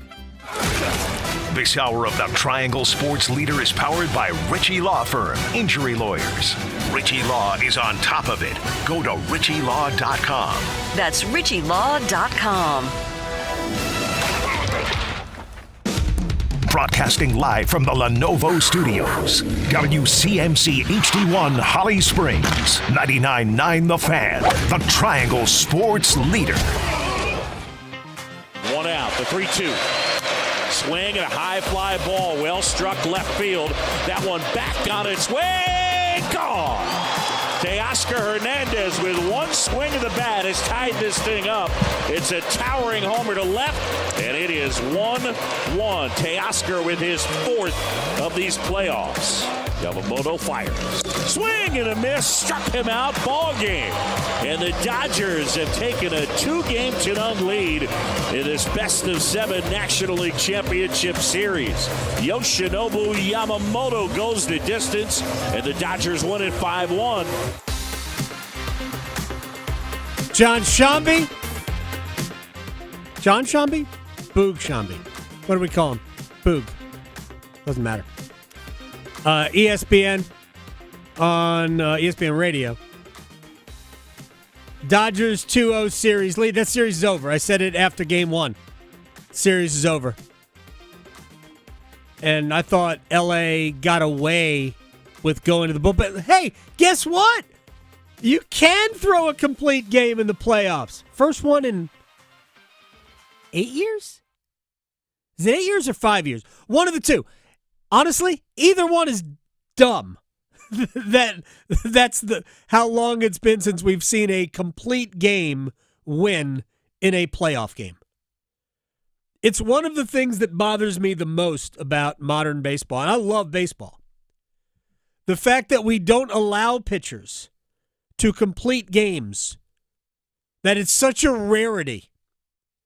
Somehow, we had pitchers in the 60s, 70s, 80s have incredibly long careers and complete like 25 games a season.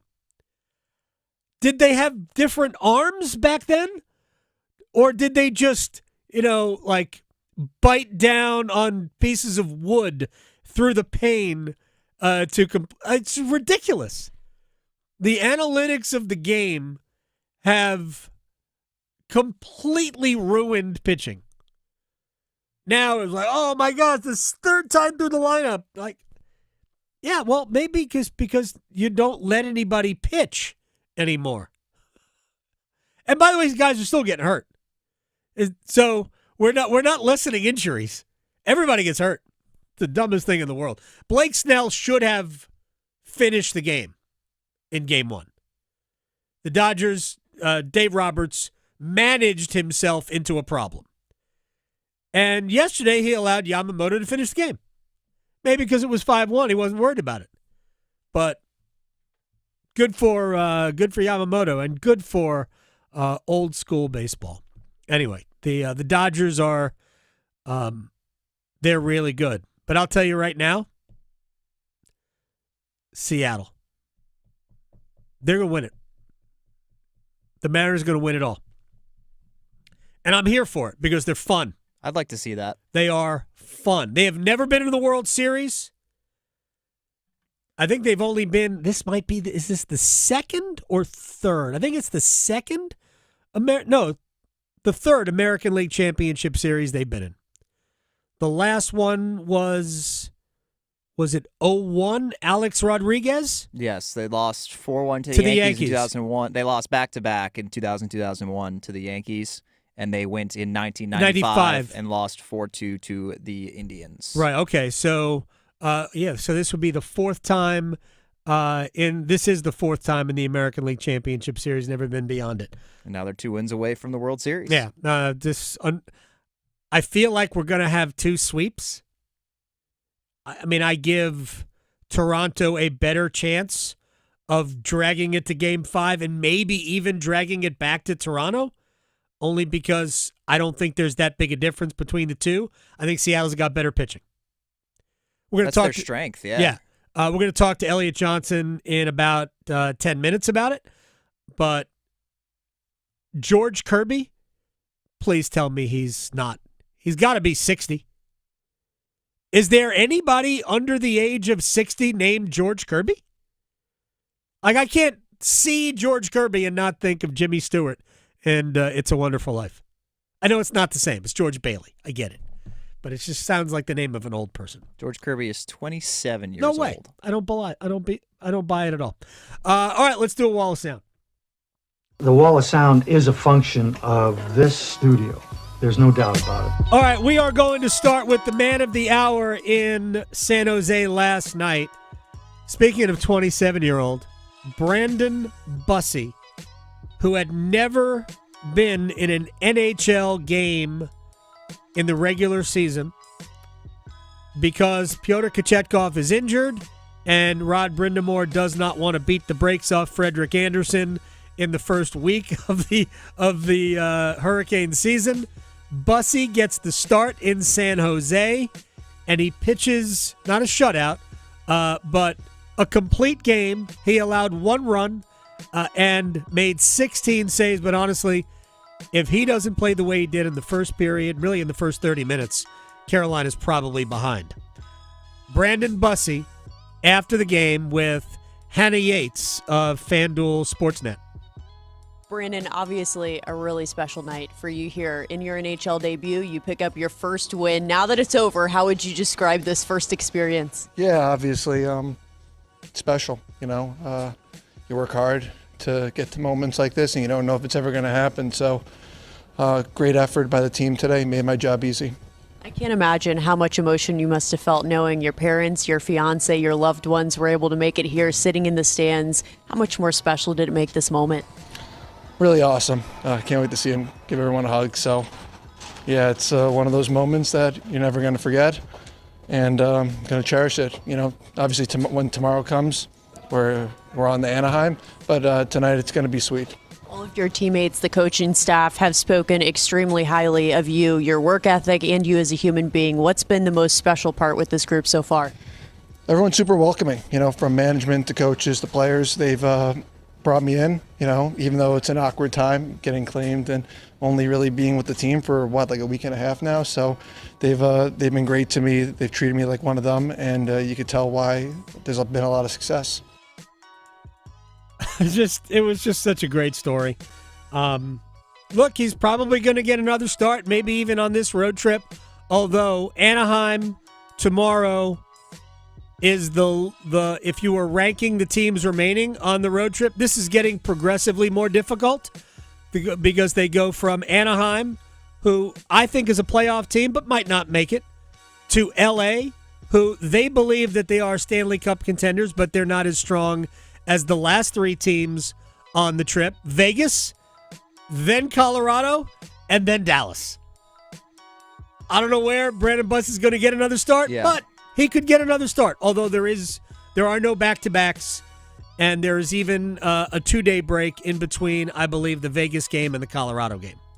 So we might see Freddie the rest of it, but we saw Brandon Bussey last night. Jackson Blake scored a goal last night.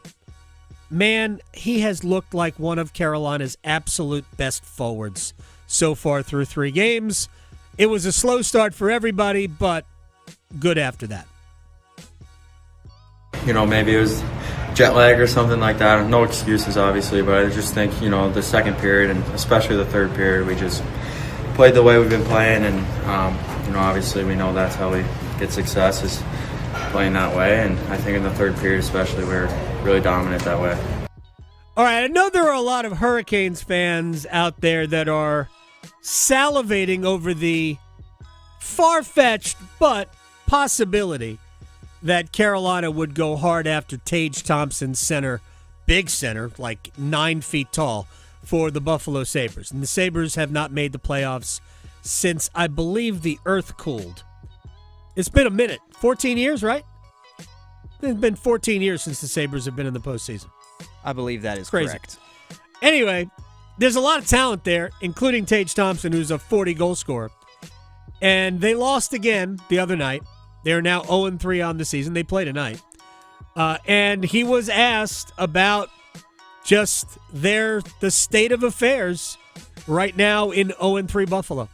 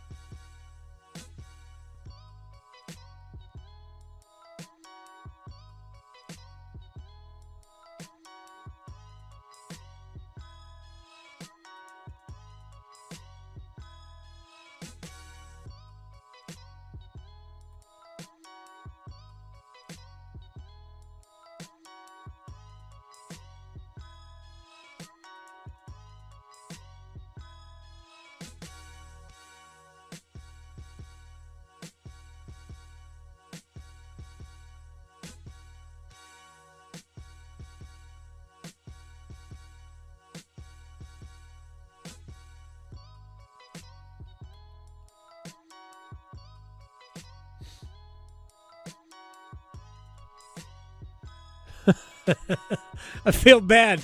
It's funny. Before all the winning started here, Sebastian Aho had been here for 2 years, right before all the winning started. And I remember having a conversation with Aho after a loss, and he just went, "Man, it's just the same every day." I was like, "I'm tired of it. It's the same thing every day." And we forget easily. I get it.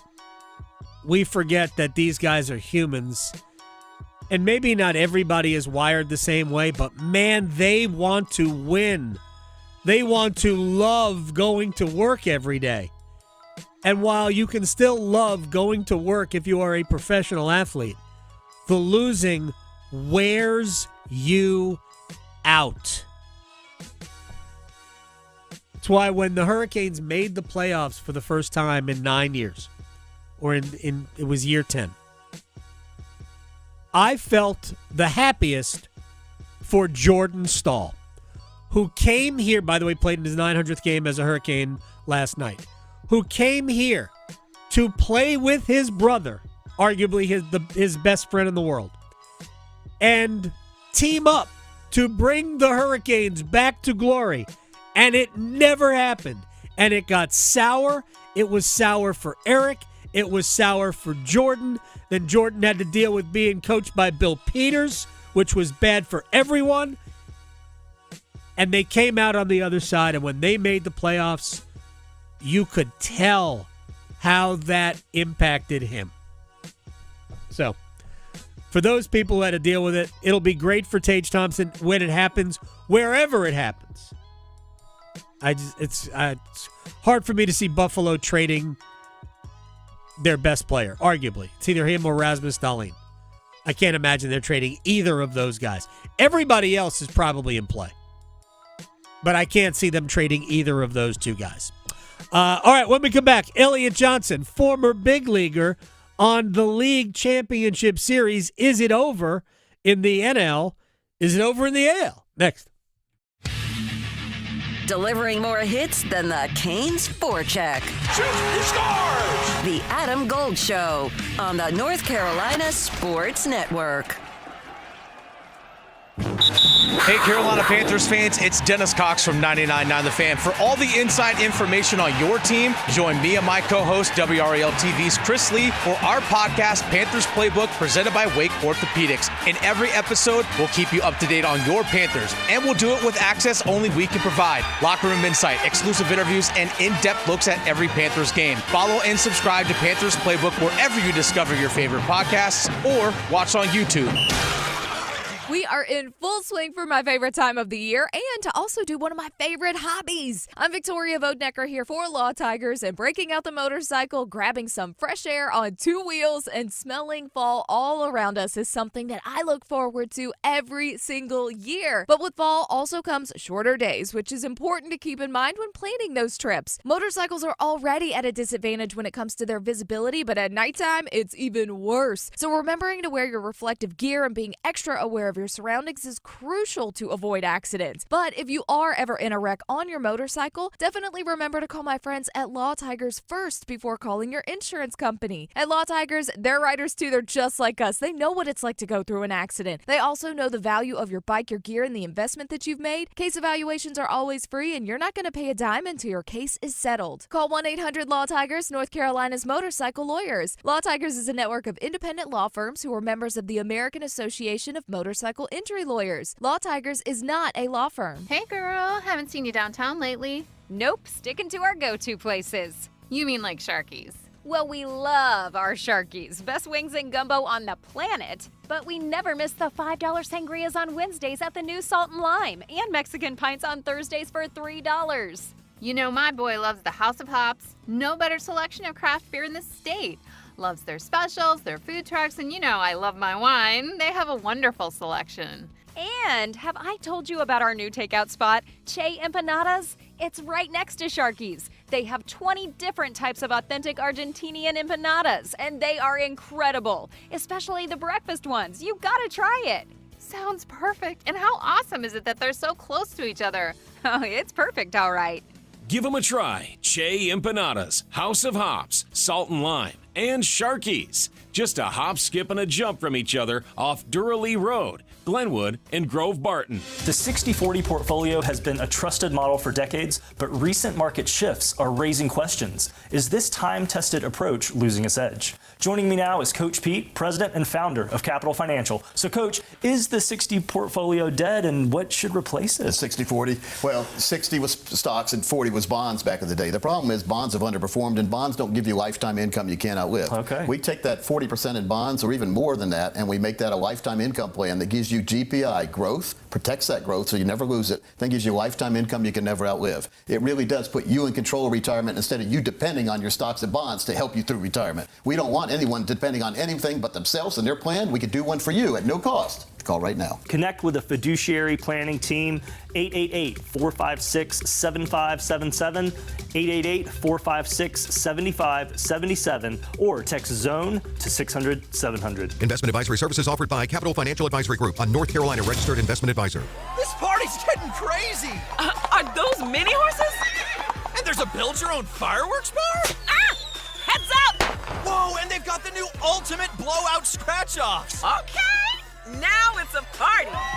With $250, $500, and $5,000 prizes, the ultimate blowout scratch-offs from the North Carolina Education Lottery are exploding with wins.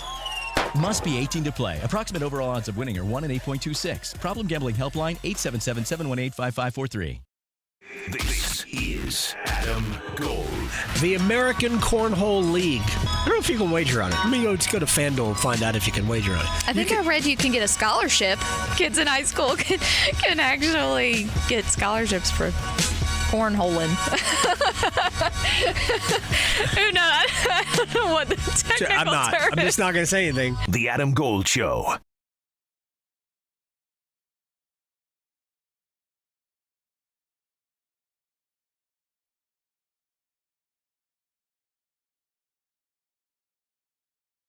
It's the Adam Gold Show. I am Adam Gold. Max Gorin on the ones and twos. We'll talk baseball with Elliot Johnson in just a little bit. While we have a second, I want to bring up the just get into the Bill Belichick thing because I want to help. I want to be of some assistance. I don't want to be the person complaining about a problem without a solution. And in this case, I have a solution to a perception problem at UNC. So here's what we're going to do. We're going to explain what the issue is, and then we are going to solve the problem. You may recall that Bill Belichick on Monday at his press conference, in front of everybody, suggested that the team has improved. He said it out loud. We're better. And I want to let you hear Belichick's answer to that in a second. Because when Bill says, I think we're better, and all we've seen are the loss to TCU at home, the loss to Central Florida in Orlando, and the loss to Clemson at home by a combined mile. When all we've seen is that, it's hard to convince anybody that we are better. So, does he believe it's working? Does he believe they're getting better? And here's his answer. Yeah, 100%. Yeah, absolutely. Yeah, it's a learning curve. We're all in it together, but we're making a lot of progress, and the process will eventually produce the results that we want to produce, like they have everywhere else I've been. So I'm very confident in that. Players are working hard. They're getting better, and we're going to continue to do that and improve. All right. There's a couple of things there. One, everywhere else I've been. Well, everywhere else Bill Belichick has been at the pro level. And it's not that many places as a head coach, but obviously as, an assistant or a defensive coordinator, the Giants and the Jets. But here's the difference. I always refer to things that I talk about with Steve Logan because he's been a college coach and he has been an NFL coach, not a head coach in the NFL, but a position coach. And what he always talked to me about, his favorite stop in his coaching journey, as he says, was as a quarterbacks coach in NFL Europe. Interesting, right? Head coach ECU, quarterbacks coach, running backs coach in the NFL. But what he loved the most was his ability to teach in NFL Europe and create quarterbacks out of guys that didn't understand how to play in the NFL. And the reason he said that was that coaches, rather the players that that were sent to him, basically, were like sponges, and all they wanted to do was learn how to become better. And while you do have that to an extent in college, everyone who is good enough to earn a paycheck, no matter how small it is, in the NFL, every one of those players is way better than 95% of the players in college. You are teaching and coaching the best. In college, that is not the case. It is so hard to teach players who really can't do the things that you want them to do. It's hard to teach them how to do that.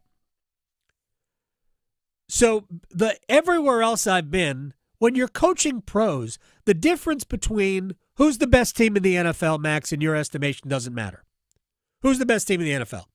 Best team in the NFL? That is actually a really good question this year. You don't have to get it right. Just give me anybody that you would consider in the mix. I like the Lions. Okay, the Lions. Who's the worst team in the NFL? Jets. Okay. In terms of talent, what's the difference between the Jets and the Lions?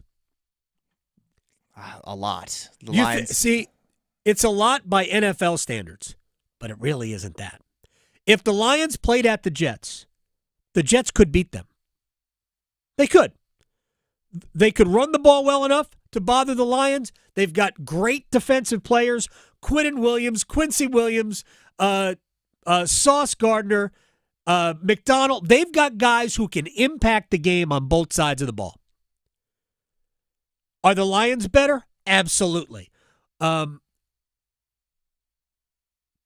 would be favored by 10 points at the Jets. Probably more than that, I would say. On the road, I guess on the road. maybe. I'm basing right? it off of, I know the Raiders are playing at Kansas City this week, and the Chiefs are like 12.5-point Right. favorites in that game. Yeah. I guess the Chiefs did beat the Lions, so it'd probably be around that number and take a point or two for home field. Even if it was. When if Georgia came to Carolina, they would be 25-point favorites. You never see, when you see a line in the NFL that's like 17, you go, holy mackerel. It's common.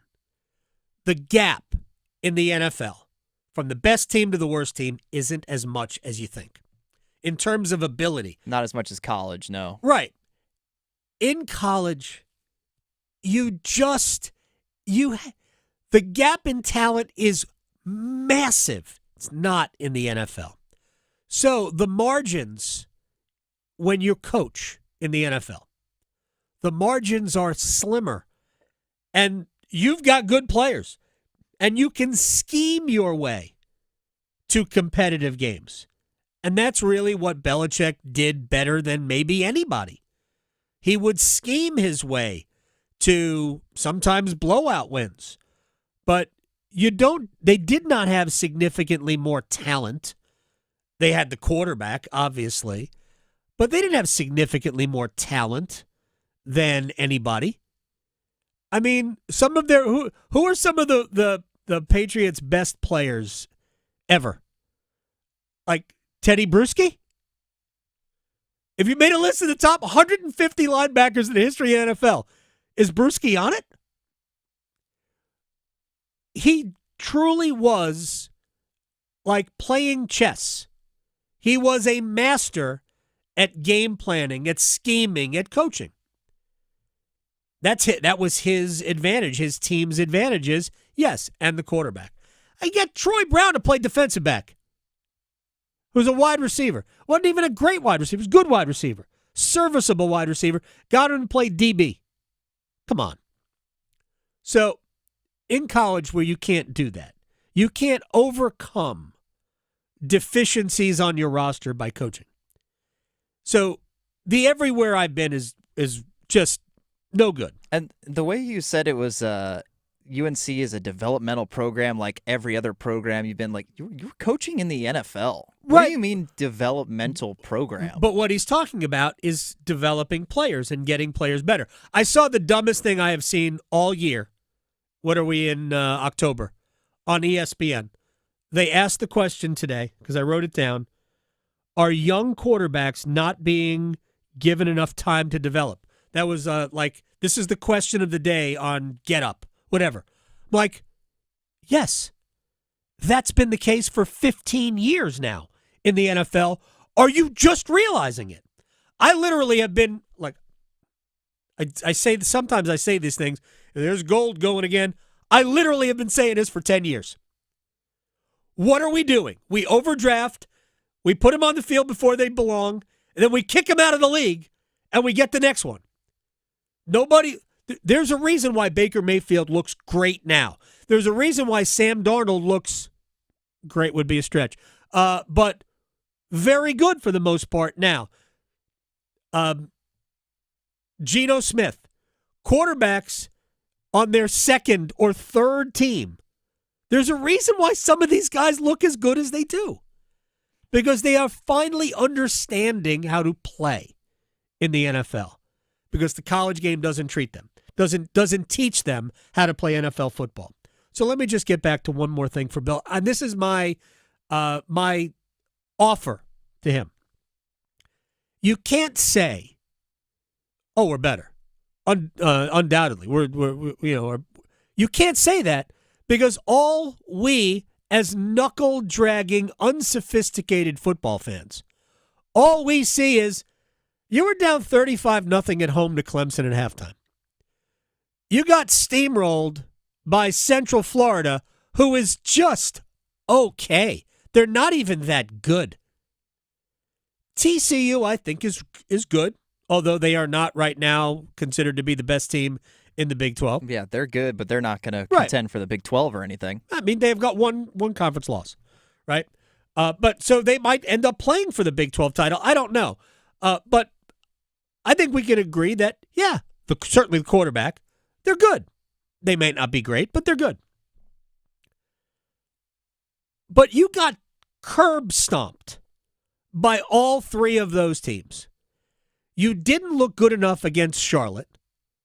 You didn't look significantly better than Charlotte. You were better, but Charlotte is bad. And you didn't, in my opinion, look that much better than Richmond, who isn't good either. With that said, you can't expect the people you are talking to, not the media, you are talking to your fans, you can't expect those people to believe that you are better after these public results. So, here's how you approach that. I understand what we all saw, what happened against Clemson. I don't like the way that happened. I think there were things that we could have done better. But what you all need to understand, and I think most of you know, is that Clemson has 27 players who are going to play in the NFL on their roster. They've got 3 first-round picks right now for sure, and they probably have more than that over the course of the next 3 years that were in the game. We don't have that. It's our job to get better players, but he's not giving anybody a frame of reference that explains why you can get beat 35-3 at halftime, and you, in your mind, can say with a straight face that we're better. I know we're better. Nobody can see it. We can't watch practice. He's made sure of that. So that you can't watch practice, especially if you work for the Patriots. That is true. You're not even, apparently, you're not allowed in Orange County if you work for the Patriots. Look, most schools don't let you watch practice anymore. It's unfortunate. Football is being treated like war. We're so damn defensive. The reporters are not telling anybody what the trick plays are. They're just not. Oh, man, did you see NC State's been working on this gadget play? Anyway, if you're Bill, you want to call some good favor, even from the media. I know you don't care, but it would benefit you. Explain why you think they're better, even though everybody in the world can watch and realize, nope, they're not. They're not. So, but he doesn't want my advice, and I understand that, but I offered it for free. All right, when we come back, we will go into a rewind. Chip Patterson on college football, and we will also talk with Mike DeCourcy about why State and Carolina do not play twice and how dumb that is in basketball. Next. Asheville to Wilmington, Boone to Durham, The Adam Gold Show on the North Carolina Sports Network. The Medicare open enrollment period runs through December 7th. This is your annual opportunity to review your Medicare health plan or Medicare prescription drug plan and make sure you're getting the best coverage to meet your needs for the next year. Be sure to review your Medicare, your handbook, and the annual notice of change from your current plan. Visit ncshiip.com or call toll-free at 855-408-1212. SHIP provides free, unbiased help in all 100 counties. There's no time like fair time, y'all. The 2025 NC State Fair runs October 16th to 26th in Raleigh and is jam-packed with fun for the whole family. Come enjoy tasty eats, free entertainment, livestock competitions, giant pumpkins, nightly fireworks, and so much more. This year's NC State Fair is the event you can't miss. Bring your friends, bring your family, and make memories that you'll be talking about till next year. Get your discounted tickets today at ncstatefair.org. Whether it's helping you work, save, or steer clear from fraud, AARP North Carolina is making sure your money, health, and happiness live as long as you do. Each week, AARP Without Limits meets people and explores topics to help improve how we live and age in North Carolina. You can also learn more about getting the most out of life by listening to AARP Without Limits wherever you listen to your podcasts.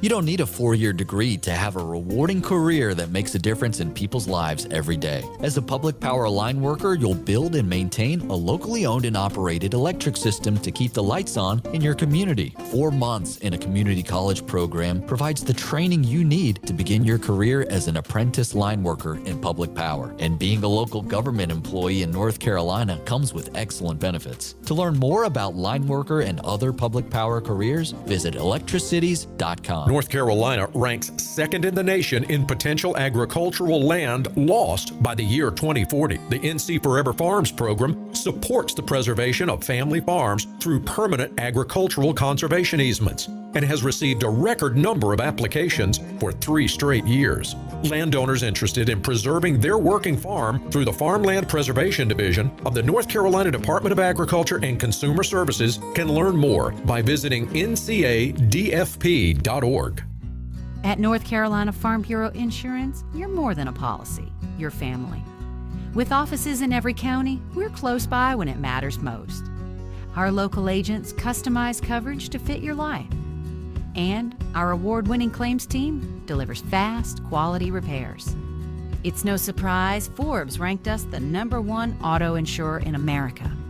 North Carolina Farm Bureau Insurance. Helping you is what we do best.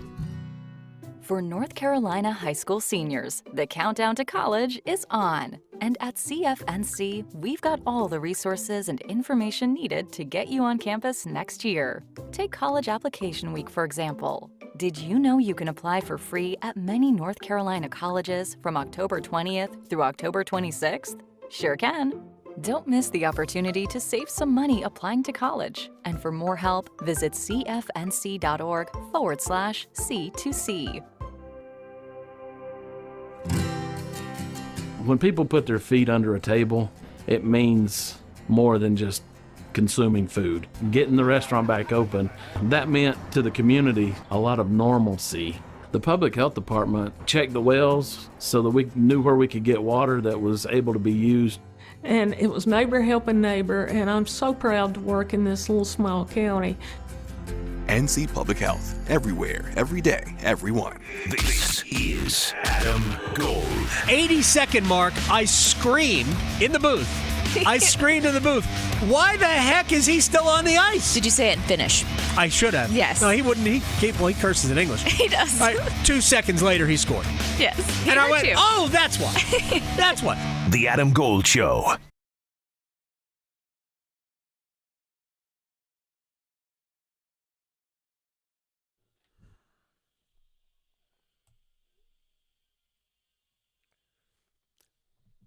See Adam Gold Show. I'm Adam Gold. Max Gorn on the ones and twos.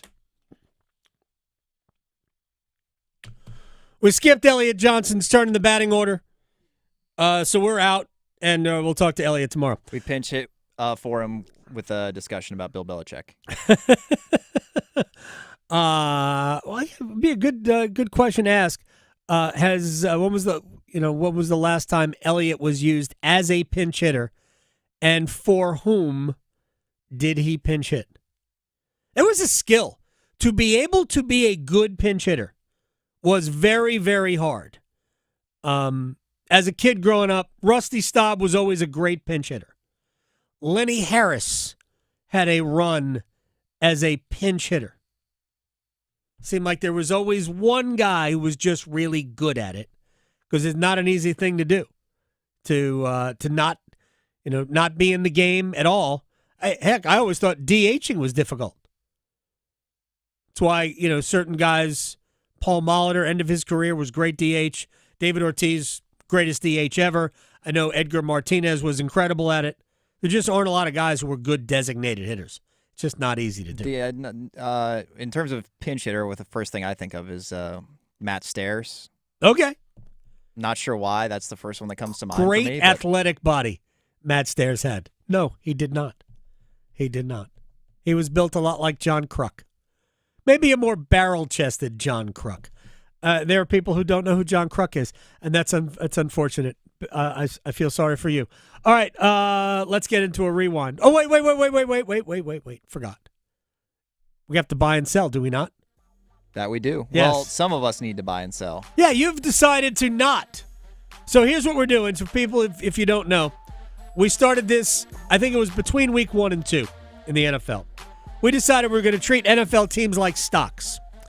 And using on FanDuel, America's #1 sportsbook, using the odds to make the playoffs, you could buy, and we do this on Wednesdays, you could buy at least 5 shares. We try to do them in increments of 5.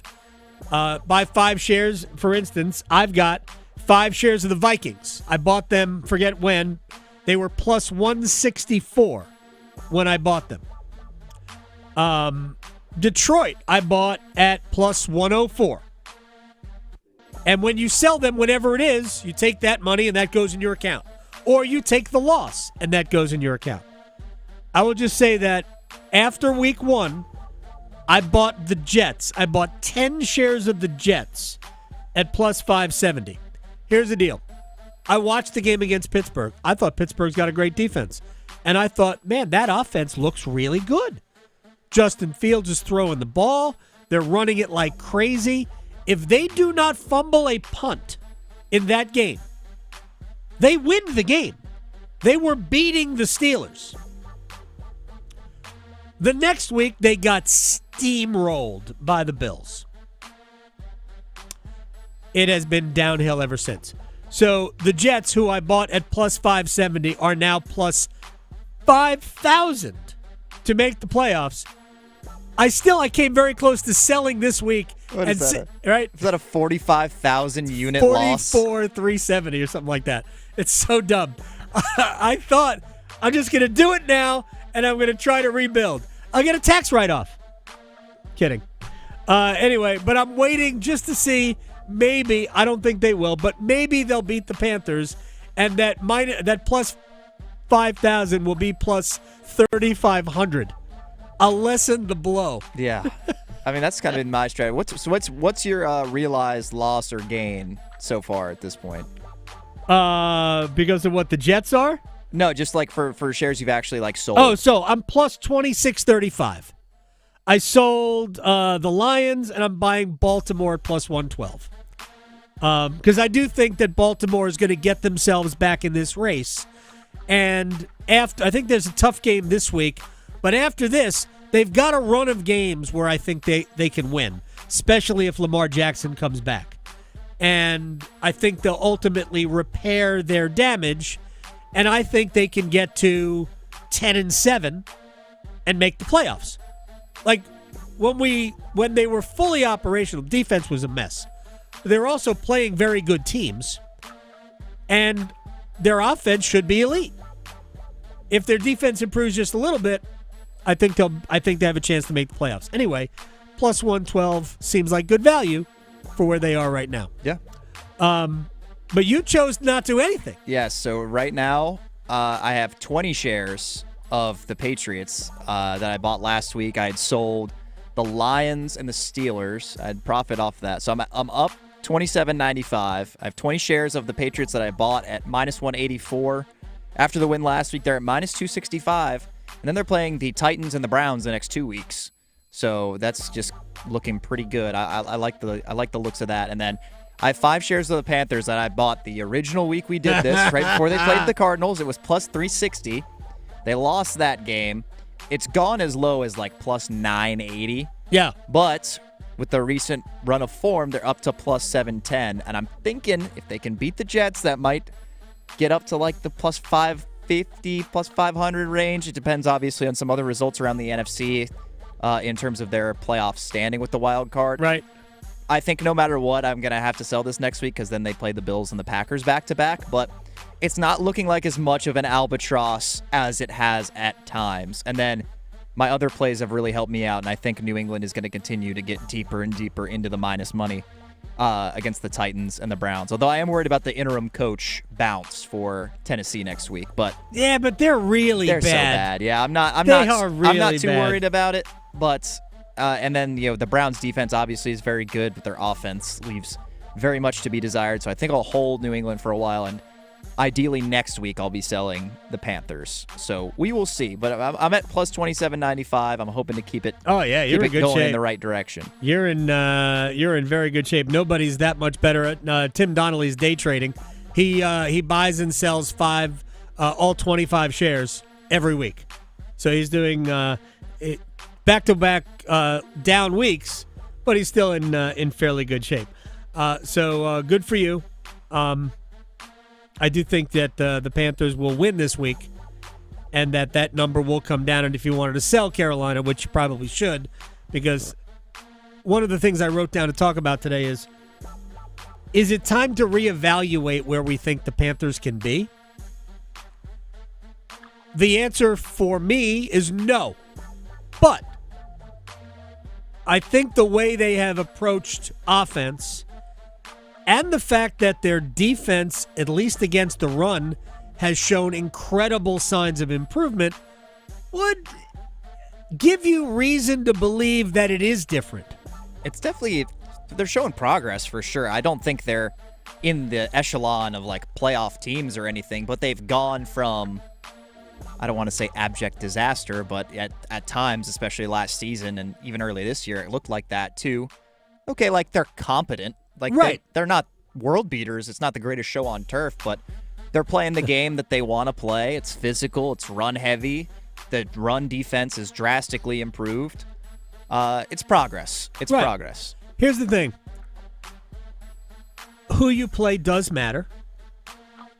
Having played two of the worst defenses in the league the last 2 weeks. Miami and Dallas. That's the thing that got me. I love Greg Olsen. And Olsen had the game, the Cowboys and the Panthers this past weekend. I think Olsen is as good as there is. Tom Brady's very good, by the way. If people are, we're like, well, Brady isn't going to be good. Brady's really good at it. But I think Olsen is the best for me. But Olsen was talking about Dallas and the improvements that they've made defensively as though the game they had just played against the Jets should count. Denver's got a really good defense. Nobody's doubting that. Shutting down the Jets ain't hard. I don't think the Jets are trying. In fact, if you watch the game Sunday morning, I'll bet most smart people came away from that going, were they trying to not score? Yeah, the clock management, especially from Aaron Glenn, was it was interesting. Well, did you hear what Garrett Wilson said after the game? What did he say? Garrett Wilson said, I have no idea what we were trying to do. This is their best offensive player. I don't know what we were trying to do. I could tell the Jets were trying to keep the ball long enough so the Broncos couldn't get it back by halftime. But they were not trying to move the ball. They were simply trying to possess the ball. It would be as though, I'll bring up a different sport. Basketball. We're running four corners, but we are not trying to score. That's what they were doing. It's like the old days before the shot clock, exactly. Where you could just hold the ball the entire game if you want. They picked up one first down. Denver was calling timeouts because they recognize it. Kurt Warner could not recognize what the Jets were doing. He was assuming that, this is a professional football team. They get the ball back with 3-0-something left in the half. They're going to try and score. They're going to try to put together a drive. Kurt Warner was like, I don't know what they're trying to do. In the midst of that, the Jets called a timeout in between two running plays. You make sense of that. I can't. I can't. All right, never mind. We don't want to talk about them. There you go. Those NFL stocks on a Wednesday. By the way, tomorrow when we present the Hobag selection of the week for the Survivor Pool selection of the week, I don't know where we're going. Yeah, it's not a great. I mean, based on the teams you've already used and the hard and fast rules, there really are not a ton of options. Let's see. We've used Denver. We've used Arizona, believe it or not, before we realized that Arizona's no good either, and they're actively trying to lose. Seattle, Buffalo, Indianapolis, and Green Bay. Now, we haven't had a squeaker since Arizona tried to lose the game to Carolina in week 2. We haven't had. They've all been blowouts. We have not had any close games. Actually, I think I see one that fits the. There are a couple. Well, it depends what your definition is of good teams only, but right, exactly. That's the problem. I might adopt good enough teams only. That is the problem. Is that not sure I'm ready to trust them. It's difficult to follow this strictly. Like, I think the best game on the board violates the second tenet of Hobag. Yeah, the Chiefs. Right? Yeah, that's the best game on the board. And I might end up going there because at some point you have to break the rule. But I think there's one more that satisfies all of them if I turn good teams only into good enough teams. Yeah, exactly. You know where you and I exactly. Yeah, because they're playing a terrible team. Because the Saints are objectively terrible. And that's a good way, by the way, to do Survivor Pool. Find a team that's really bad and just keep picking against them. Yeah. Except that, the worst teams in the league going to win 3 times. Probably all going to be at home. Just make sure of that. But if they're playing a bad team on the road, don't know. All right, to the rewind. All right, Mike DeCourcy, we talked basketball earlier. I wasn't at ACC Basketball Media Day in Charlotte. And I'm not in any way upset that I wasn't there. Back in the day, we would go to these things. But, we're immersed in hockey on this show and a whole bunch of other things. But so I can't tell you that you could feel there the excitement building for NC State. Except we can feel it here. We know it. Will Wade, his enthusiasm, his presentation of himself and the program, the players that he has attracted here. Darian Williams is for real an All-American candidate. Mike DeCourcy, national college basketball writer for the Sporting News, on Wade, Williams, and State. Oh, he does a terrific job. You've seen that now at LSU, at McNeese. He's been extremely successful and was able to go into the NCAA tournament last year and pull an upset. Darian Williams last season was outstanding for Texas Tech on a team that was terrific, and in the Elite Eight he scores 23 on 50% shooting and was really important. Although he was not efficient in the Arkansas game, he was really important to them winning that game that they won in overtime. They made a massive comeback on the Razorbacks and John Calipari. And usually in a circumstance like that, with other good players coming back, they had a chance to stick together at Texas Tech and perhaps do something special. And he saw greater opportunities with the Wolfpack, and I think he's going to really enjoy his time in the ACC. Yeah, he is, because he's a dynamite player, and I love his versatility and the level of experience he is bringing here. It is going to be a blast to watch them play. Final thing that we talked about was the lunacy that the Atlantic Coast Conference would derive of a system of basketball scheduling that does not protect UNC versus NC State twice. It's criminal for me You schedule for your fans. You schedule for TV. That's a great matchup this year. These were not made 4 years in advance. It's not like a football schedule. It's a great matchup this year. And oh, by the way, for UNC fans, I know this is the second most important game on your schedule, and they don't play it. Yeah, that doesn't make sense to me because it's not like you're asking anyone at NC State or Carolina to then, as a result of protecting various rivalries, they have to climb two mountains. Either one. I mean, in Carolina's case, yeah, I mean, NC State could be that, but they haven't traditionally been, not since 83 or 75 have they been a mountainous program. It's been a good program a lot of times, but not like, oh man, we got to play them 4 times, those two teams, those guys 2 times, and those guys 2 times. That's not fair to us. You can't say that because you could make their 2 play Louisville, and it could equal out or even be more difficult. That's perhaps, Duke, depending on how things go. Duke plays Carolina and Louisville twice each. That's fine. Well, there you go. I mean, so it is more difficult in some ways, at least on paper, for Duke. No, I don't. So from that standpoint, it doesn't make any sense. And from the standpoint of the rivalry, how could you say that's not worth protecting? That I don't understand that at all. I also don't understand how you could, in the preamble, disrespect both Paul Bunyan's axe and the Old Oak and Bucket, but you did. Indiana, Purdue, Minnesota, Wisconsin are not happy right now. But I do think that you have to look through tradition. I mean, if you're going to protect rivalries, you should protect Pitt-Syracuse because they came from the Big East. Sure. They had some fabulous games. You should protect that. But some of these teams have too. And in this case, this is both State and Carolina can be said to definitely have 2 long-term rivals. Yeah, and we're not protecting State Carolina. And it blows me away.